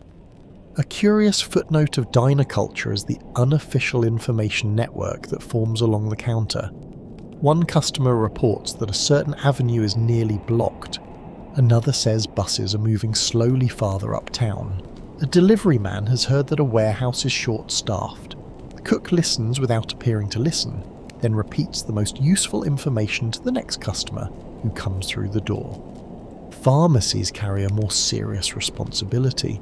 People still need medicine, bandages, cough remedies, and household supplies. Someone caring for an elderly parent may discover that a prescription is nearly finished. A mother may need medicine for a feverish child. Pharmacists answer telephones, prepare orders, and sometimes remain open longer than expected because closing the door has consequences beyond losing sales. Neighbourhood relationships become visible in small transactions. A shopkeeper may allow a trusted customer to pay later if cash is short. A teenager carries groceries upstairs for someone who cannot manage the steps. A diner sends coffee to workers clearing the sidewalk. Someone buys an extra loaf for an elderly neighbour without making a great ceremony of it. These actions are modest, but they matter because severe weather turns distance into difficulty. Arguments split among social historians over how romantic our memory of old neighbourhood life should be. Close communities could offer real support, but they could also be intrusive, unequal, and divided by race, income, religion, or background. Familiarity did not guarantee kindness. Yet in difficult weather, the practical value of knowing the people around you becomes undeniable. You see that reality at the corner store near closing time. The owner does not merely count what has been sold, he considers who may still arrive. An older customer appears 5 minutes before the door is supposed to close, apologising for being late.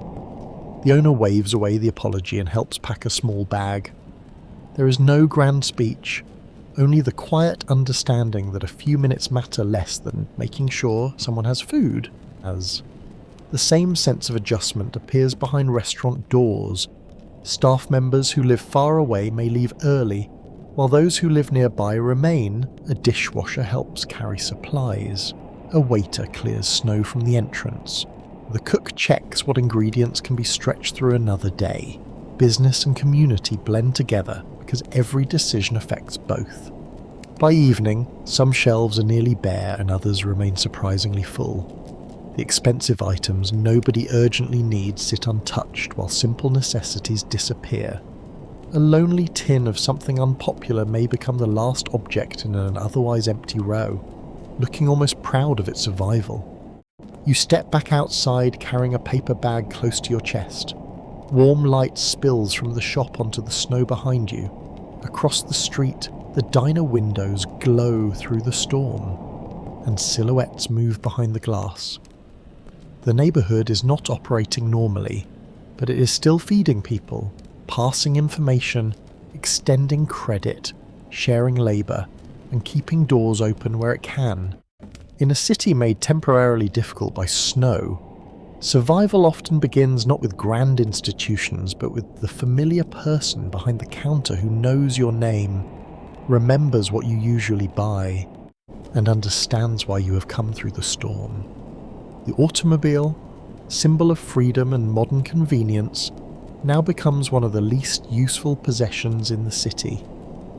You stand beside a parked car and notice that only its roof and windows remain clearly visible. Snow presses against the doors, tyres disappear beneath heavy ridges, and the windshield carries a hardening crust that cannot be brushed away with one impatient sweep. A machine designed to carry you across miles now requires a shovel before it can travel even a few feet.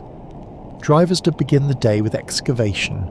You hear metal scrape against packed snow as people dig around wheels, clear exhaust pipes, and carve narrow trenches behind bumpers. Some work carefully for half an hour, only to discover that another vehicle is blocking the path ahead. Others manage to free their cars, pull into the street, and become stuck again before reaching the corner. The effort feels almost comic until your own hands grow numb. Records confirm that private automobiles had become increasingly important to metropolitan life by the early 1960s, especially for commuters living beyond the dense centre of Manhattan. Yet severe snow exposes the limits of that dependence. A car needs more than an engine. It needs traction, open pavement, visibility, fuel, room to turn, and somewhere to go. When several of those disappear at once, ownership offers surprisingly little power. You watch a driver place sand beneath the rear tyres, then ease gently on the accelerator. The wheels rotate, hesitate, and finally grip. The car inches forward, while two neighbours push from behind. Nobody wants the driver to accelerate too aggressively, because spinning tyres can polish the snow into ice and make the situation worse. It is a delicate negotiation between machinery and surface, with several unofficial engineers offering advice at once. Chains appear on some tyres, especially on vehicles expected to remain in service.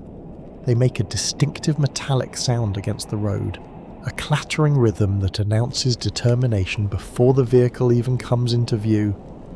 Chains can improve traction, but they cannot create space where none exists.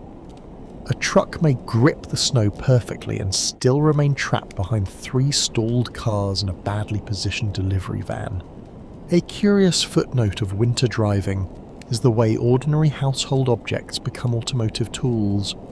Cardboard may be placed beneath tyres for grip, old rugs can be sacrificed beneath wheels, ash, sand, or even cat litter may be scattered on slick patches if someone happens to have it.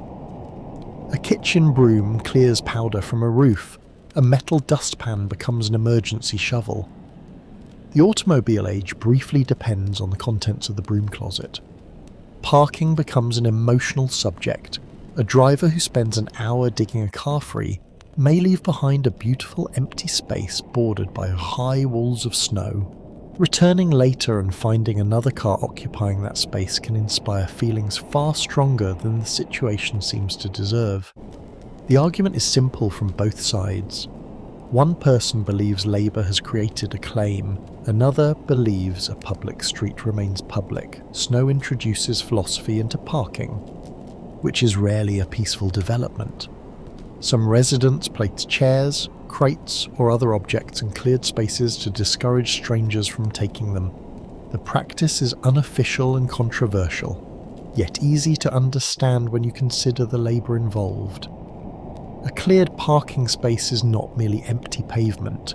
It represents aching shoulders, wet gloves, and perhaps 40 minutes of digging. Traffic officials face a wider problem.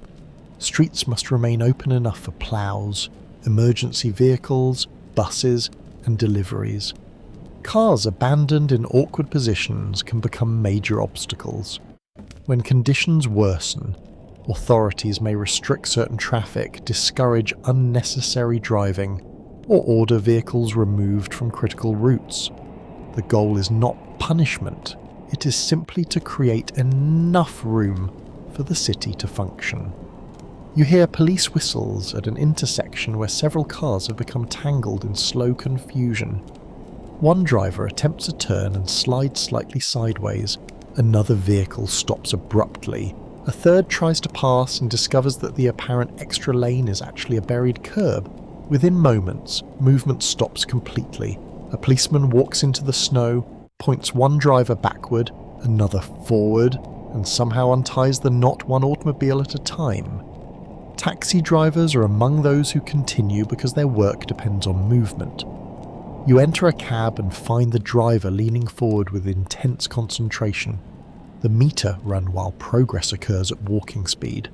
A normal route becomes a puzzle of blocked streets, narrow passages, and uncertain turns. The driver knows the city well, but knowledge cannot remove a stranded automobile.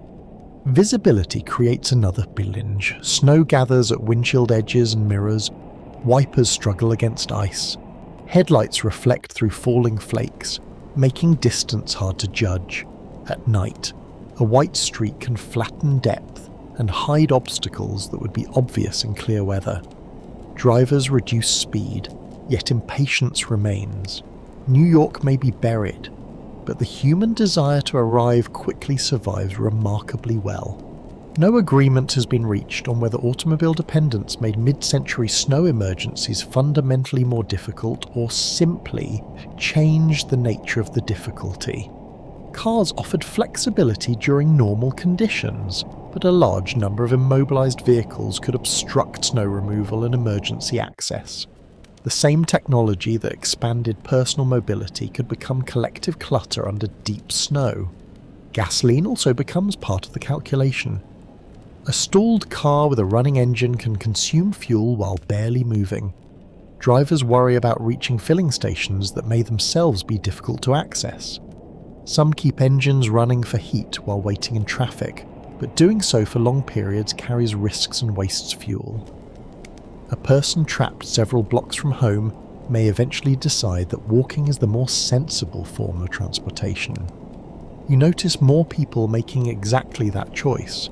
Briefcases are lifted from back seats, groceries are removed from trunks, drivers lock doors and begin walking through the snow, leaving cars behind until conditions improve. The city quietly reverses a modern promise.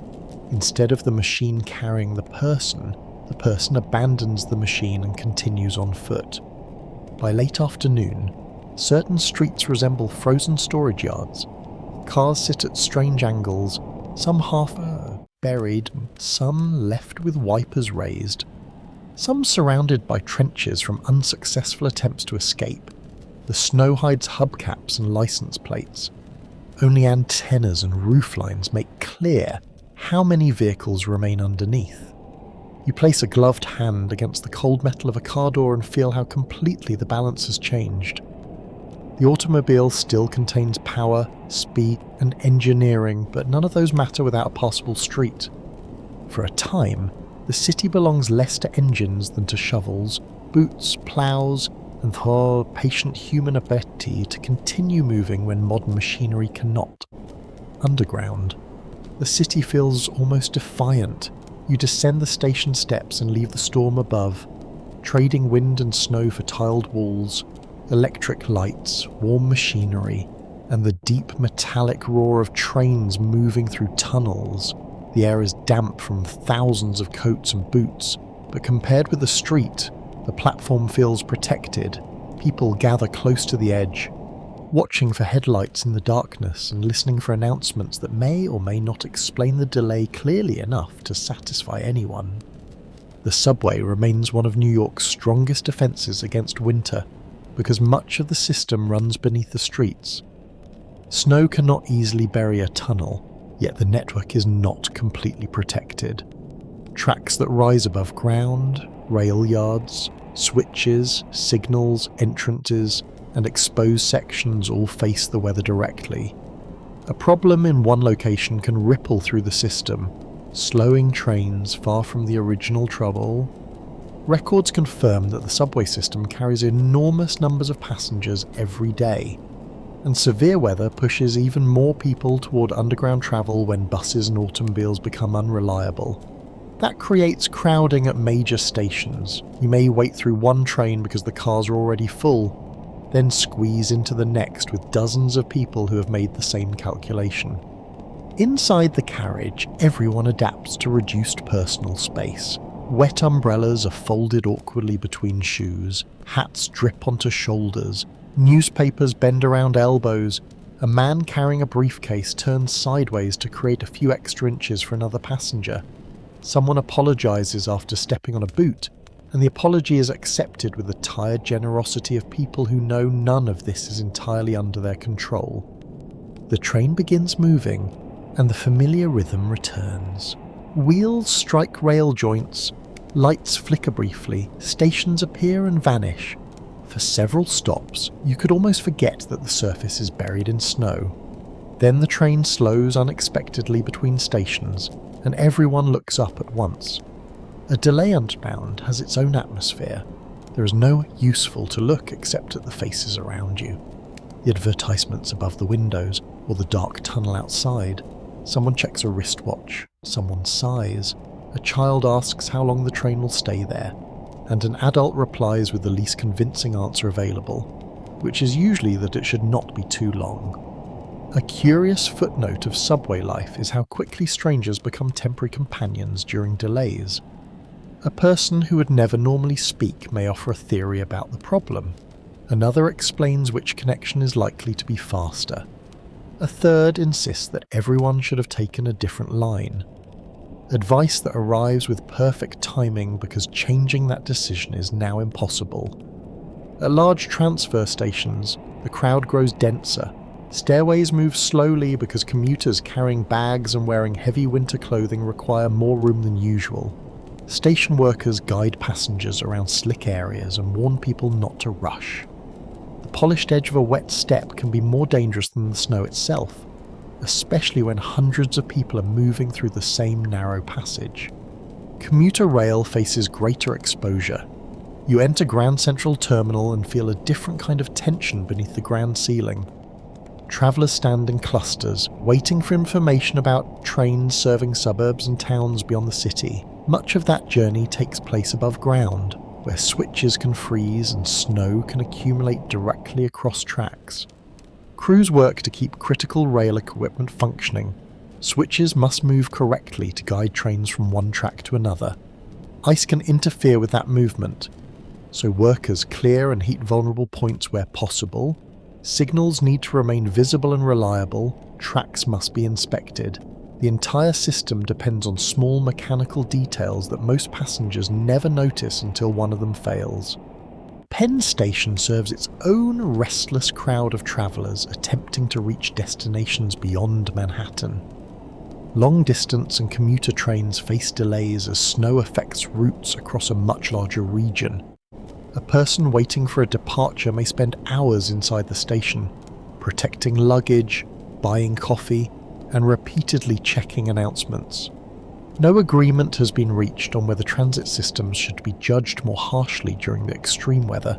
because cities depend on them so heavily, or more generously because they are being asked to operate under unusually difficult conditions.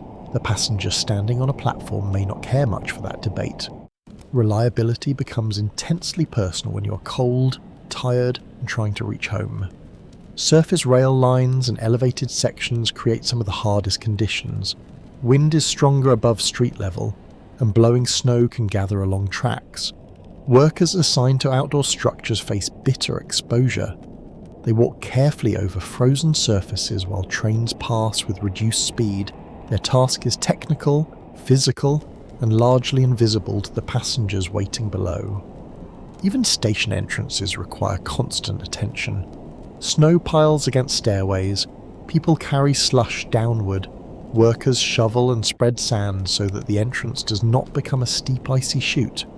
One neglected staircase could injure dozens of people within an hour, so crews repeatedly clear the same areas as fresh snow falls, and you begin to appreciate how transportation during a storm depends on maintenance rather than spectacle.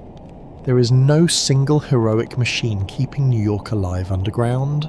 There are signal operators, train crews, mechanics, station attendants, track workers, dispatchers, cleaners, and supervisors making thousands of small decisions. A train finally arrives after a long wait, doors open, and people move forward with renewed purpose. You step inside and find a place near the door.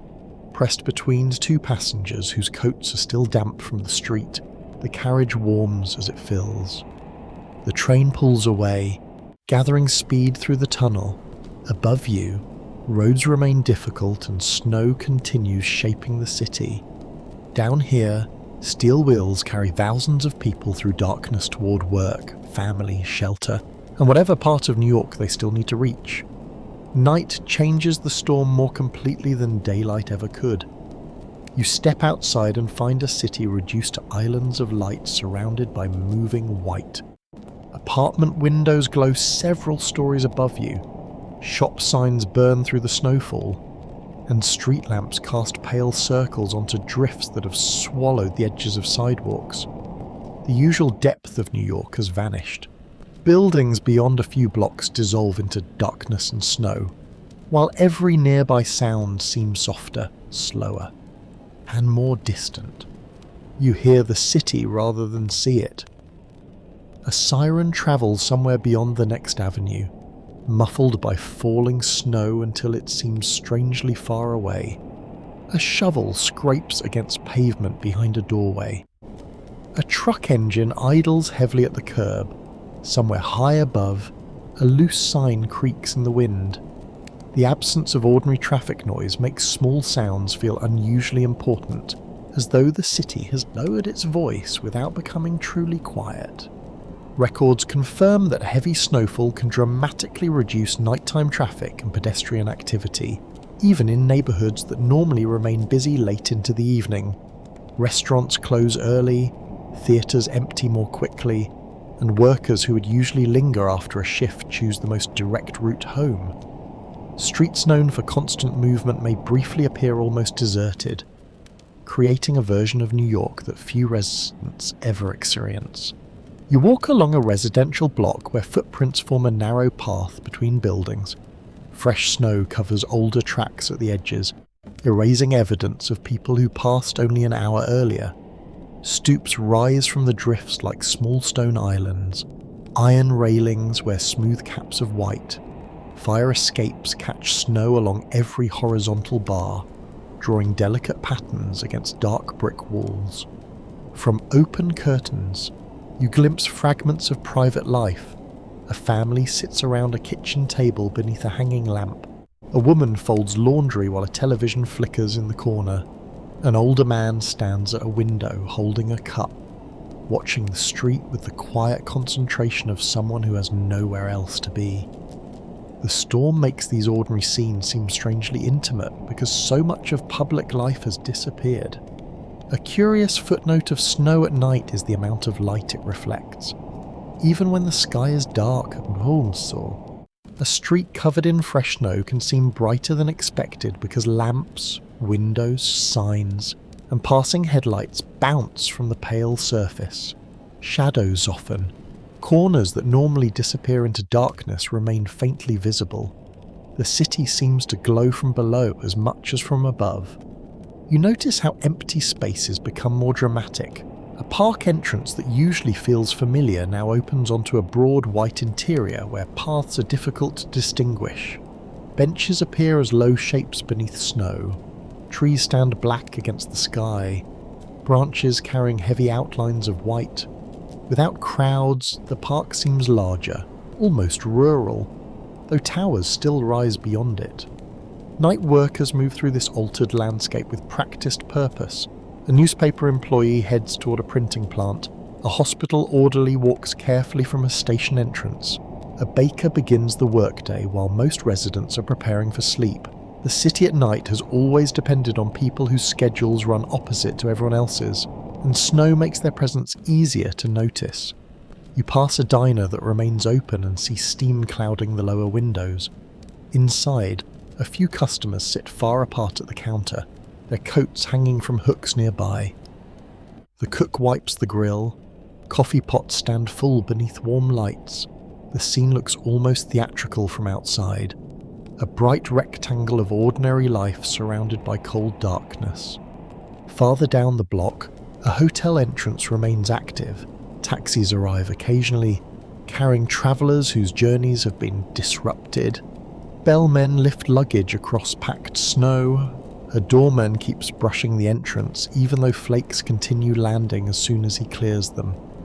Travellers step into the lobby with tired expressions, relieved simply to have reached a place with heat and a bed. Scholars continue to debate whether cities under extreme weather become genuinely calmer or merely shift their activity indoors and underground. From the street, New York appears to be resting. Yet behind walls, people are talking, working, worrying, cooking, repairing, and listening for news. Beneath the pavement, trains still move. In hospitals, lights remain bright. In utility rooms, boilers and electrical systems continue their endless labours. You begin to understand that silence in a city is often an illusion. Even here, there is always something operating. Water moves through pipes. Elevators climb shafts. Telephones ring. Radios speak softly. Freight is unloaded somewhere. A train passes beneath your feet with a low vibration that you feel before you hear it. The cold becomes more severe as the night deepens. Snow that was soft earlier begins to crust where wind has packed it. Meltwater near building entrances freezes into thin, transparent patches that are almost invisible beneath artificial light. You shorten your steps and place each foot carefully. Falling in an empty street feels particularly undignified because there may be nobody nearby to appreciate the performance. At one intersection, a traffic signal continues cycling from green to yellow to red despite the absence of cars. The lights reflect across the snow in faint coloured pools. For several moments you stand there alone, watching the signal perform its duty for nobody. It is oddly reassuring. The machinery of the city continues even when the audience has gone home. A police car passes slowly, tyres crunching over packed snow. Its headlights sweep across building fronts and then disappear. Soon the street returns to its strange half-darkness. Wind lifts loose powder from a rooftop and sends it spinning beneath a lamp. You pull your coat tighter and continue towards shelter. The city around you feels enormous but strangely close, reduced to one doorway, one lamp, one set of footprints at a time. Behind the walls, thousands of private evenings are unfolding, while outside the snow continues smoothing away the marks of the day. New York is not asleep, it is simply speaking in whispers. The human cost of the storm becomes easier to see once the novelty of deep snow has faded. You notice it in the careful steps of an elderly man crossing a slick entrance, in the anxious face of a woman waiting for news from a delayed relative, and in the quiet strain of people whose health leaves little room for cold, exhaustion, or uncertainty. Winter now becomes less picturesque and more personal, because every blocked street and icy stairway carries consequences. Hospitals continue receiving patients injured by falls. A polished patch of ice near a doorway can be enough to send someone hard onto a shoulder or hip, and older residents are especially vulnerable. You move through a corridor where coats hang from chair backs and family members sit close together, speaking in low voices while nurses pass briskly between rooms. The storm outside has entered the building through bruises, sprains, fractures, and exhausted bodies. Records confirm that severe winter weather increases the risk of injuries related to slipping, shoveling, cold exposure, and delayed access to medical care. For many New Yorkers, the most dangerous moment is not dramatic at all. It is the instant a boot loses traction on a hidden patch of ice, or the point at which a person keeps shoveling long after the body is tired. Snow removal itself can be punishing.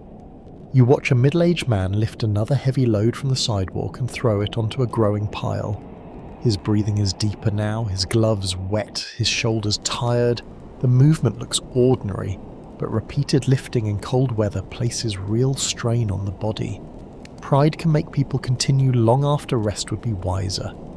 A curious footnote of winter behaviour is how often people refuse help because accepting it feels unnecessary or embarrassing. An older neighbour may insist that a short walk to the store is perfectly manageable. A tired superintendent may keep shoveling because there is still one entrance left to clear. A worker may say that the cold does not bother him while rubbing numb fingers together. Human beings are wonderfully stubborn creatures, especially when common sense is standing nearby with a chair. The elderly face particular challenges when elevators fail, sidewalks remain blocked, or relatives cannot reach them easily. You imagine an apartment several floors above the street where an older woman checks the pantry, listens to the radio, and waits for a knock from someone she knows. She may have enough food, yet still feel isolated by the simple fact that leaving the building has become difficult. For residents with chronic illness, access to medication can become urgent. A prescription that would normally require a short journey may now involve deep snow, delayed transportation, and a pharmacy operating with reduced staff. Family members sometimes make the trip on behalf of those who cannot, carrying medicine back through streets that have become slow and uncertain. The cold also affects people with poor heating or inadequate clothing more severely. You enter a room where the radiator is only partly warm and feel how quickly comfort disappears.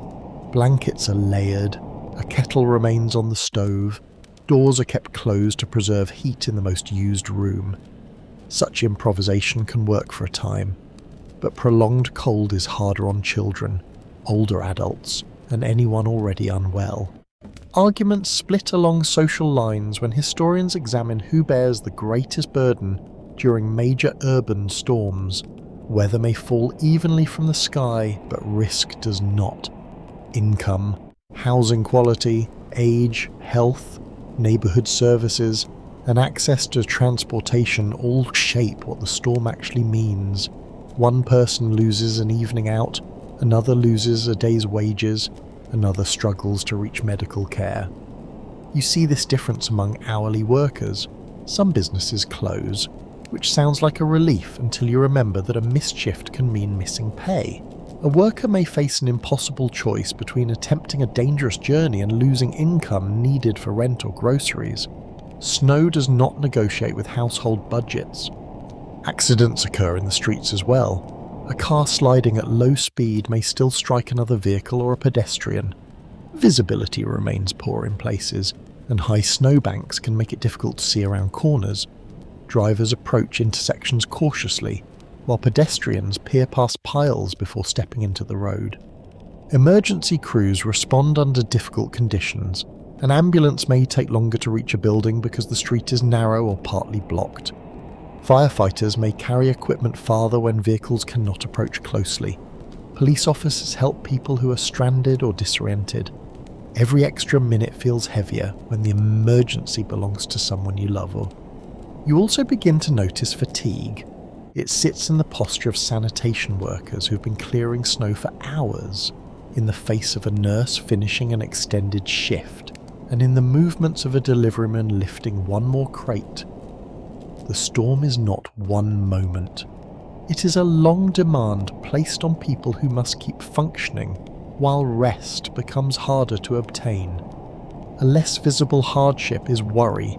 Parents wonder whether children who went out earlier have returned safely. Spouses listen for the sound of keys in the apartment door. Families call hospitals and transit information lines. People stand beside telephones waiting for news because uncertainty can be as tiring as physical labour. One small act of kindness can change the atmosphere. A neighbour checks on someone living alone, a shopkeeper sends groceries upstairs, a teenager clears steps without being asked. A building resident offers hot coffee to a worker outside. None of these gestures erase the larger hardship, but they reduce its weight for a few minutes. The city continues moving, though not everyone experiences that movement equally. Some people watch from warm rooms. Others cross dangerous streets because they have no choice.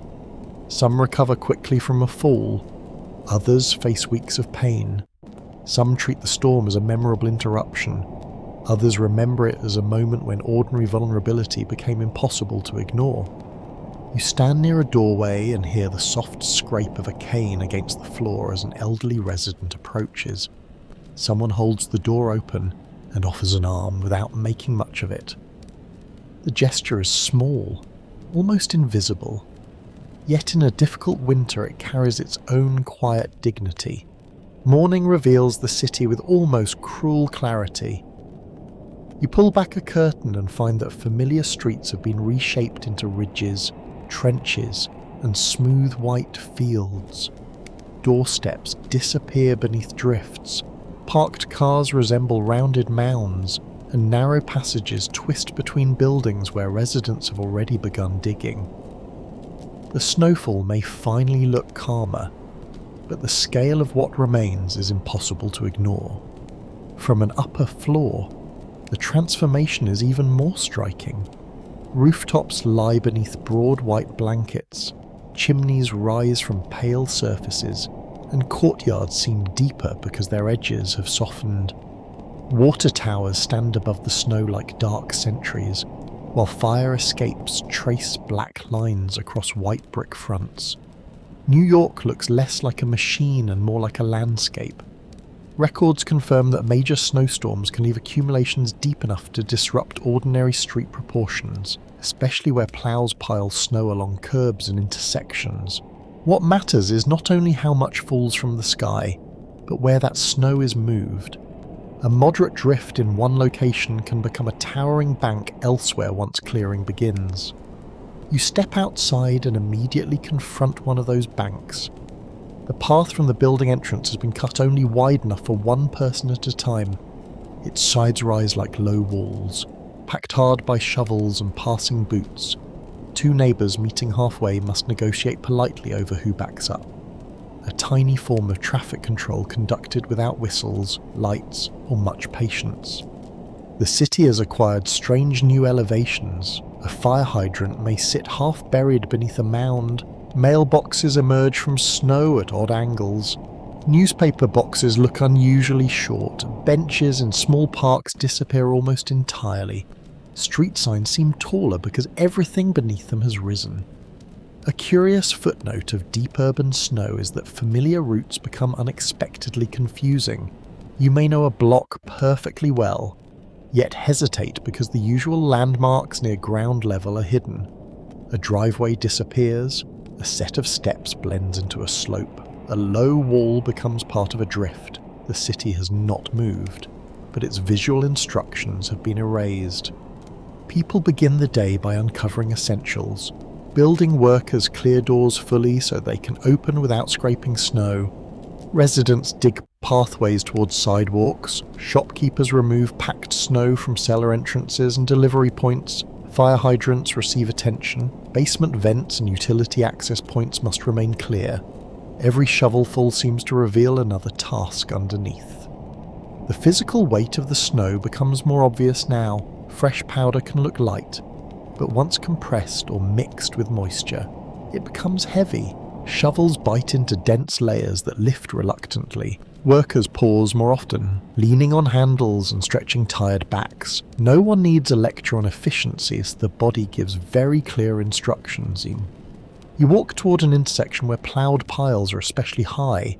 Crossing requires stepping through narrow cuts carved into the banks. Some passages are steep enough that people use nearby poles or one another's arms for balance. Children climb the piles easily and stand proudly at the top, while adults look at the same mound and see a future ankle injury. Scholars continue to argue over whether dramatic photographs of buried cities exaggerate the experience by focusing on the deepest piles, or accurately capture how disorienting major storms feel at street level. Both ideas can be true. One block may be reasonably passable while the next contains walls of packed snow that radically change movement. The sunlight, if it appears, creates another transformation. Snow reflects brightness into windows and along building fronts, making the city look almost dazzling. People squint even beneath winter hats.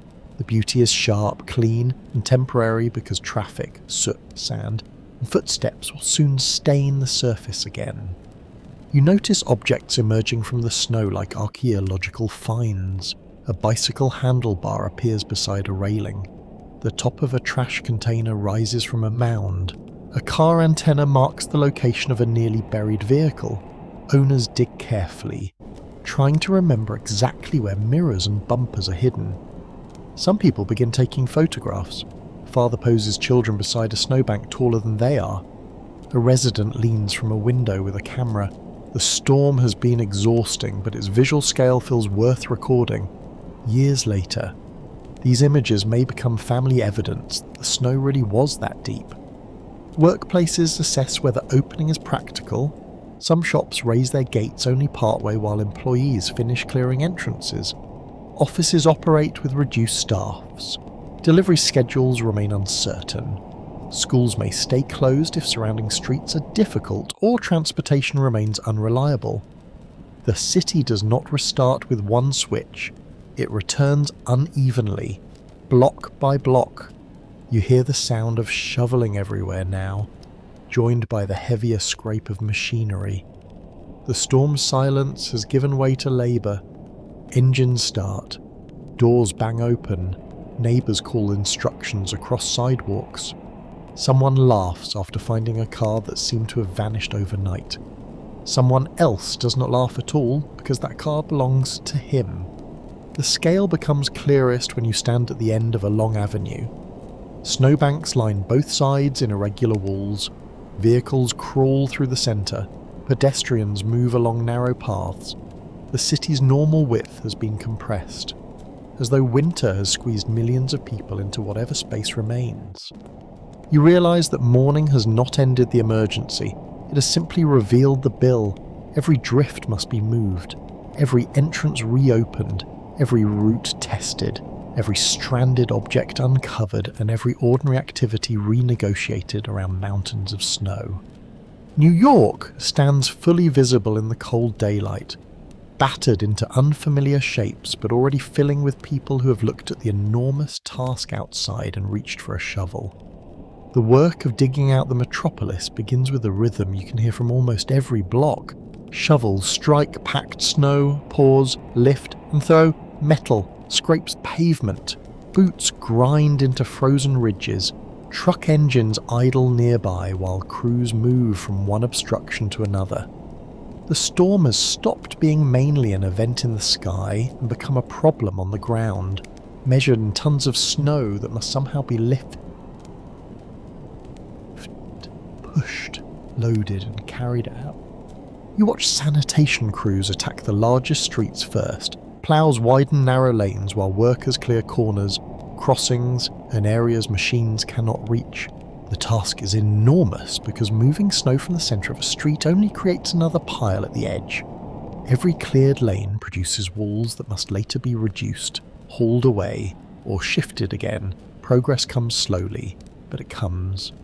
Records confirm that snow removal in a city as dense as New York requires a mixture of heavy machinery and manual labour. Ploughs can clear long stretches quickly, but doorways, stairways, hydrants, loading zones, and narrow passages still depend on people with shovels.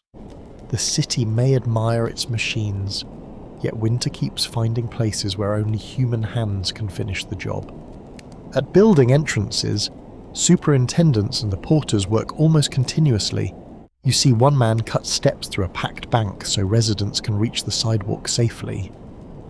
He stops every few minutes to straighten his back, then returns to the same stubborn section. The snow near the bottom is compressed under countless feet and feels almost like concrete. Shop owners join the effort because commerce cannot resume until customers can reach the door. A baker clears a narrow path to the curb, a pharmacist spreads sand across a slick entrance, a restaurant worker chips at frozen slush with the edge of a shovel. No one waits for perfect conditions, they create just enough access to begin. You notice a strange social rule developing around shoveling. People who normally pass one another without conversation begin offering quick help. Someone takes the heavy end of a snow-filled box, another holds a door while bags are carried through. A teenager clears a neighbouring stoop after finishing his own. The work is tiring enough to discourage ceremony, so gratitude is often expressed with little more than a nod. Oddly enough, the most satisfying sound of the day may be the scrape of a shovel finally striking bare pavement. After minutes of lifting snow, that hard metallic contact feels like proof that the street still exists underneath. Workers hear it and immediately widen the cleared patch as though they have discovered land beneath an ocean. Trucks begin hauling snow from crowded areas where there is no room to stack it higher. You watch workers load heavy piles into open beds, using machinery where possible and shovels where necessary. The loads are wet and dense, mixed with sand, salt, dirt, and debris collected from the street. Nothing about the snow looks clean anymore. The destination of removed snow becomes a practical question. In a large coastal city, crews may transport it towards a designated dumping areas where it can be disposed of without blocking streets. The process takes time because each truck must travel, unload, return, and repeat. A mountain removed from one corner becomes part of a larger mountain somewhere else. A curious footnote of the cleanup is how many lost objects begin appearing as snowbanks shrink. Gloves, newspapers, hubcaps, children's toys, broken crates, and pieces of street litter emerge from grey piles. Some items belong to people who gave up searching days earlier. Others have been carried several yards by ploughs and now appear in places where they make no obvious sense. Residents digging out automobiles face a slower battle. A car may be buried beneath both natural snowfall and the heavier wall left by a plough. You watch one owner clear a narrow trench along the driver's side, then work carefully around the wheels. The first goal is not travel, it is simply gaining access to the door. Shoveling teams sometimes form without formal planning. 3 or 4 neighbours choose one difficult spot and work in rotation. One loosens packed snow, another lifts it. A third carries or pushes it farther away. The system is simple, but cooperation makes the task noticeably faster. Shared exhaustion can be surprisingly efficient. Scholars debate whether urban cleanup after major storms reveals strong civic unity or merely practical dependence. People may help because they feel generous, because they expect help in return, or because one blocked doorway inconveniences everyone nearby. Motives are difficult to separate. The result, however, is visible in the widening paths and reopened entrances. Children contribute in uneven ways and some genuinely shovel. Others spend 10 minutes helping and 30 minutes rebuilding the snow pile into a fortress. A parent may assign a small section of sidewalk as a serious responsibility, only to discover that the child has created a tunnel through it instead. Productivity, like beauty, can depend on age. Businesses slowly reconnect with their supply chains. Trucks that were unable to reach certain blocks begin attempting deliveries again. Drivers need cleared loading space, and employees often carry goods farther than usual. Boxes pass from truck to doorway through narrow corridors between piles. the city begins feeding itself more normally, though every movement still requires extra effort. You also see workers clearing public stairways, station entrances, schools, hospitals, and government buildings. These places matter because one blocked entrance can affect hundreds or thousands of people. Crews spread sand and salt after shoveling, trying to prevent the freshly exposed pavement from freezing overnight. The day develops a physical smell of recovery. Exhaust hangs near idling trucks. Wet stone appears beneath melting snow. Coffee drifts from open diner doors. Damp gloves dry inside building lobbies. The bright white storm has become a grey, practical mixture of water, grit, labour, and machinery. As afternoon wears on, pathways grow wider. More storefronts open to delivery vehicles appear in larger numbers. Intersections begin looking recognisable again. Yet enormous piles remain along the curbs, reminding everyone that recovery is not the same as disappearance. You pause beside a worker resting both hands on the top of his shovel. His coat is damp, his face tired, and this street behind him is finally passable. There is no grand celebration. He simply looks at the next pile, adjusts his gloves, and begins again. The city begins to move with greater confidence, though winter still leaves its mark on nearly every block.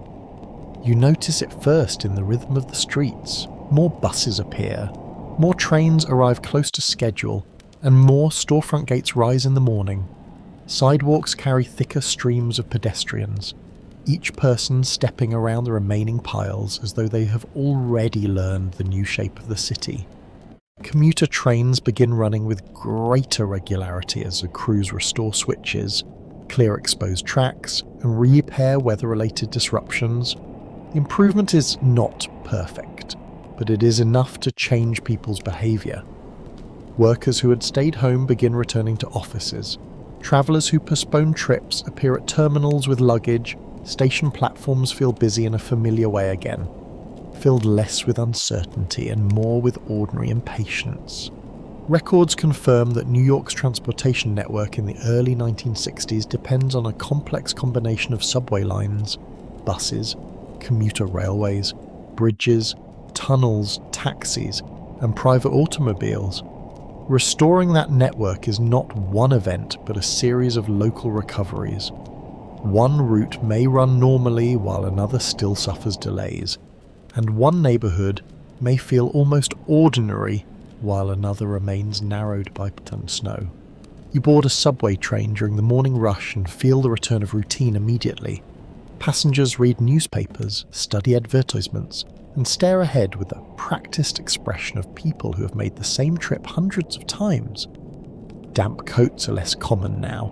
Boots remain heavy, but fewer carry fresh snow. The train doors close, and nobody applauds the simple achievement of leaving the station, which is perhaps the clearest sign that normal life is returning.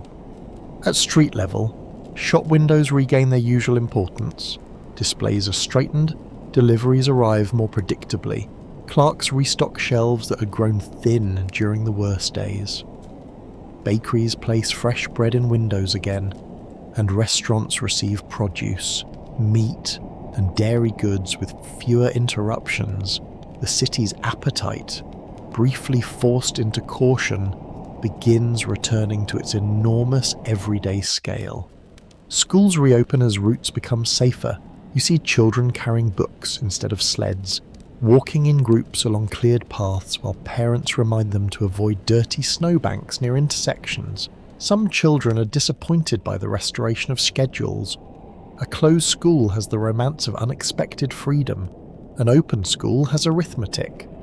A curious footnote of the return to normal life is how quickly the remaining snow loses its dignity. What once looked bright and dramatic now becomes a collection of grey hills along the curb, streaked with soot, salt, sand, and whatever the street has contributed. New Yorkers stop admiring it and begin asking when it will disappear. That disappearance takes time. Large piles remain where ploughs have concentrated them, especially near intersections and parking areas. During warmer daylight hours, meltwater runs toward the drains. At night, Temperatures may fall again, turning that water into thin layers of ice. The storm itself may be finished, but its remains continue creating small hazards. Building entrances become cleaner as workers chip away hardened ridges. Steps reappear completely. Cellar doors open without obstruction. Delivery carts can reach service entrances again. The small conveniences of normal city life return one by one, and each seems almost invisible once restored. Taxis increase in number, and passengers once again complain about traffic rather than whether a cab can reach them at all. Drivers return to familiar arguments about shortcuts and congestion. Horns become more frequent, intersections grow louder. The city's ordinary noise, exhausting under most circumstances, begins to feel oddly reassuring. Automobiles gradually emerge from their snub-eyed prisons. Owners finish digging around tyres and clear roofs, windows, and hoods. Some cars need mechanical attention after sitting in deep cold. Others start immediately and pull away, leaving behind rectangular hollows in the snow. Parking becomes complicated as people compete for the limited spaces that have been fully cleared. Businesses reopen with varying speed, large offices restore fuller staffs, while small shops depend on whether owners and employees can reach them. Theatre marquees glow again, restaurants extend their hours, department stores welcome shoppers who have delayed errands or simply want to leave the house. The city begins spending money with renewed enthusiasm, which is one of its more reliable signs of recovery. Scholars remain divided over whether rapid urban recovery should be understood as evidence of resilience or simply the unavoidable consequence of economic pressure. A city may reopen because systems have been repaired, but individuals may return to work because they cannot afford additional lost wages. Recovery can therefore look impressive from a distance while still feeling exhausting at street level. You see both realities during the afternoon rush. Office workers hurry towards stations carrying briefcases and shopping bags. Delivery crews unload trucks, shopkeepers sweep wet pavement. Construction workers return to sites where snow has been pushed aside. Life resumes, but many people still carry the fatigue of long shifts, disrupted sleep, and days spent digging. The parks change more slowly. Snow remains deeper in open spaces, where fewer feet and vehicles disturb it. Children still find places to play, but the clean white surfaces have shrunk. Paths become muddy and uneven. Benches reappear. Tree roots emerge from melting edges. The city landscape gradually reveals itself beneath the retreating winter. Street drains become important as temperatures rise during the day. Workers and residents clear slush away from openings so meltwater can escape, where drains remain blocked. Broad puddles form along curbs. Pedestrians learn to approach them carefully because their depth is difficult to judge. One careless step can fill a shoe with icy water, a punishment both immediate and memorable. Newspapers begin discussing the storm with greater distance.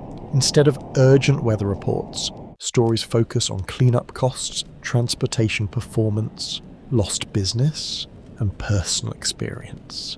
Photographs show buried cars, workers with shovels, and streets transformed by snow. An event that recently dominated every decision is already becoming something people describe rather than endure. Conversations change as well. Neighbours stop asking whether the heat is working and begin complaining about dirty slush. Commuters compare delay stories with a touch of competition. Shopkeepers discuss missed deliveries. Children remember the best hills. Every person seems to possess one moment that proves the storm was especially difficult in exactly the place where they happen to be. As evening arrives, more windows shine above active streets. Traffic thickens, restaurants fill, trains carry workers home in crowded cars. The city does not look untouched, and enormous grey piles still guard many curbs, but the machinery of daily life has recovered its rhythm. You walk beneath streetlights that now illuminate wet pavement as often as snow. Water drips from awnings, tyres hiss through slush. Somewhere, a taxi horn sounds with unnecessary confidence. New York is moving again, Not because winter has vanished, but because millions of people have decided that ordinary life can resume even while the evidence of the storm still stands beside them in frozen heaps. Years later, the blizzard of 1961 remains less important for the height of any single snowbank than for what it reveals about the city living beneath it.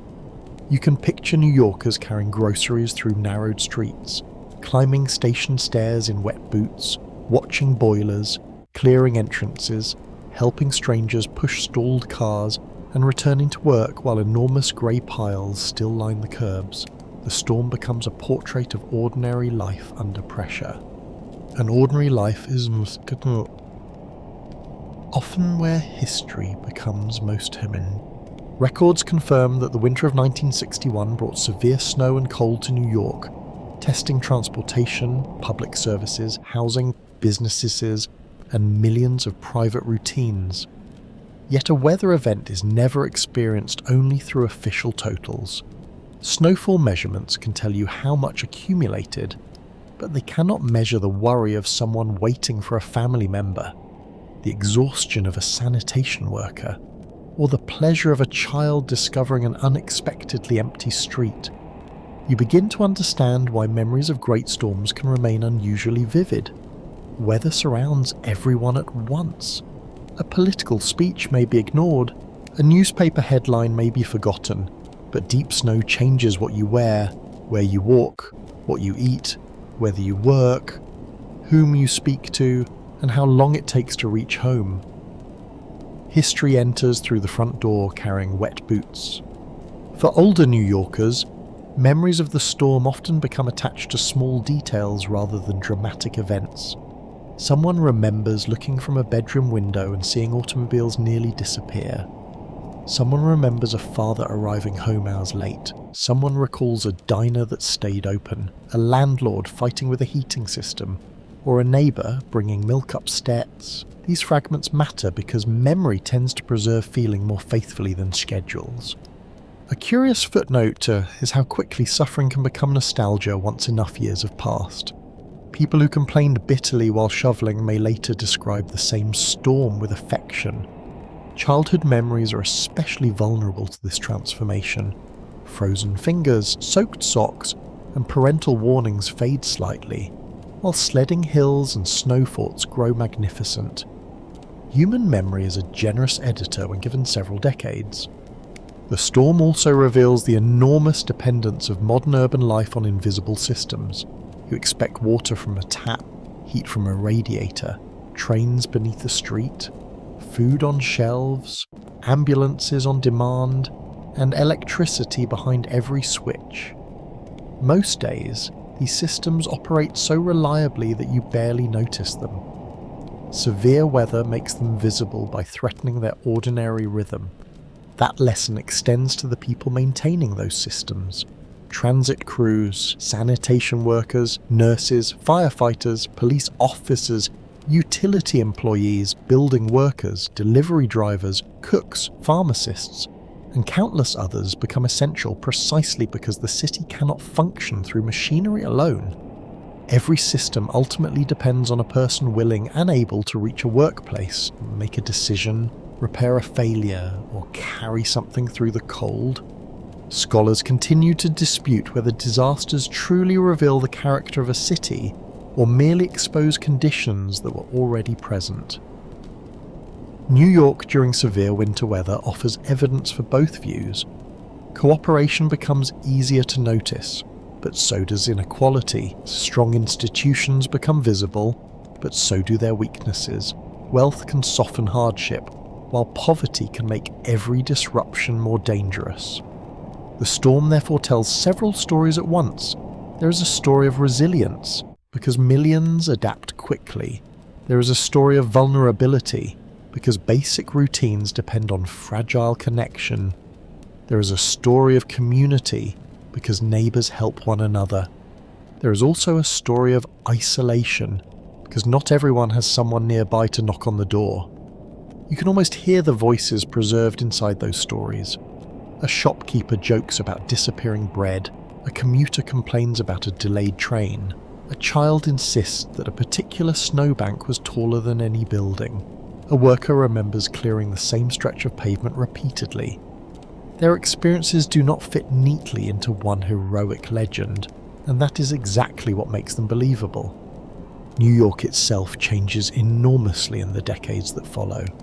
Buildings rise and fall, transportation systems evolve, neighborhoods change population and character, technology transforms weather forecasting and communication. A future resident can receive detailed warnings instantly, check transportation conditions from a small device, and watch the storm develop through images that would have seemed remarkable in 1961. Yet some experiences remain recognizable.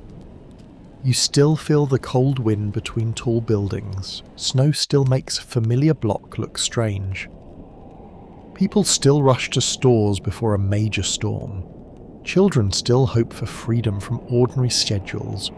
Drivers still discover that confidence offers limited traction on ice. And neighbours who rarely speak may still find themselves standing together with shovels. Perhaps that continuity explains why an old storm can feel surprisingly close. The clothes are different. The automobiles are different. The radios and televisions belong to another era, but the human reactions are familiar. Concern, irritation, curiosity, kindness, exhaustion, humour, and wonder move through the streets as naturally as the snow itself. The blizzard of 1961 becomes more than a story about weather, because weather provides the stage while people provide the meaning.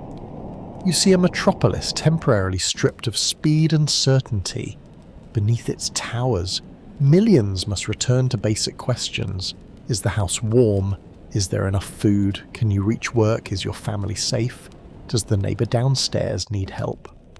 Those questions carry you closer to the people of 1961 than any photograph alone can manage. They remind you that history is not populated by distant figures frozen in old images. It is populated by people waking tired, making coffee, arguing about forecasts, earning wages, worrying about children, laughing at inconvenience, and trying to get home. The snow eventually melts, as it always must, to reappear fully. Dirty piles shrink beside curbs, and the extraordinary becomes ordinary again. Yet the memory remains because, for a short while, New Yorkers are forced to see their city differently. And perhaps, quietly, they see one another differently too. Now the lights of that winter city soften in your mind. The traffic fades, the shovels grow still, and the last pale snow settles gently beneath the street lamps. You can leave the cold streets behind and carry only the warmth of the people who endured them together. If this journey through New York in 1961 stayed with you, tell us in the comments which moment you found most memorable, whether it was the crowded trains, the glowing diners, the buried cars, or the quiet kindness between neighbours. Your stories and reflections help keep history alive in a wonderfully human way. And when you're ready for another peaceful journey into the past, choose the next video on the channel and let another forgotten world open slowly around you. For now, rest comfortably, let the city disappear into the distance and allow the final snowflakes to fade into silence. Blessings to you and your family.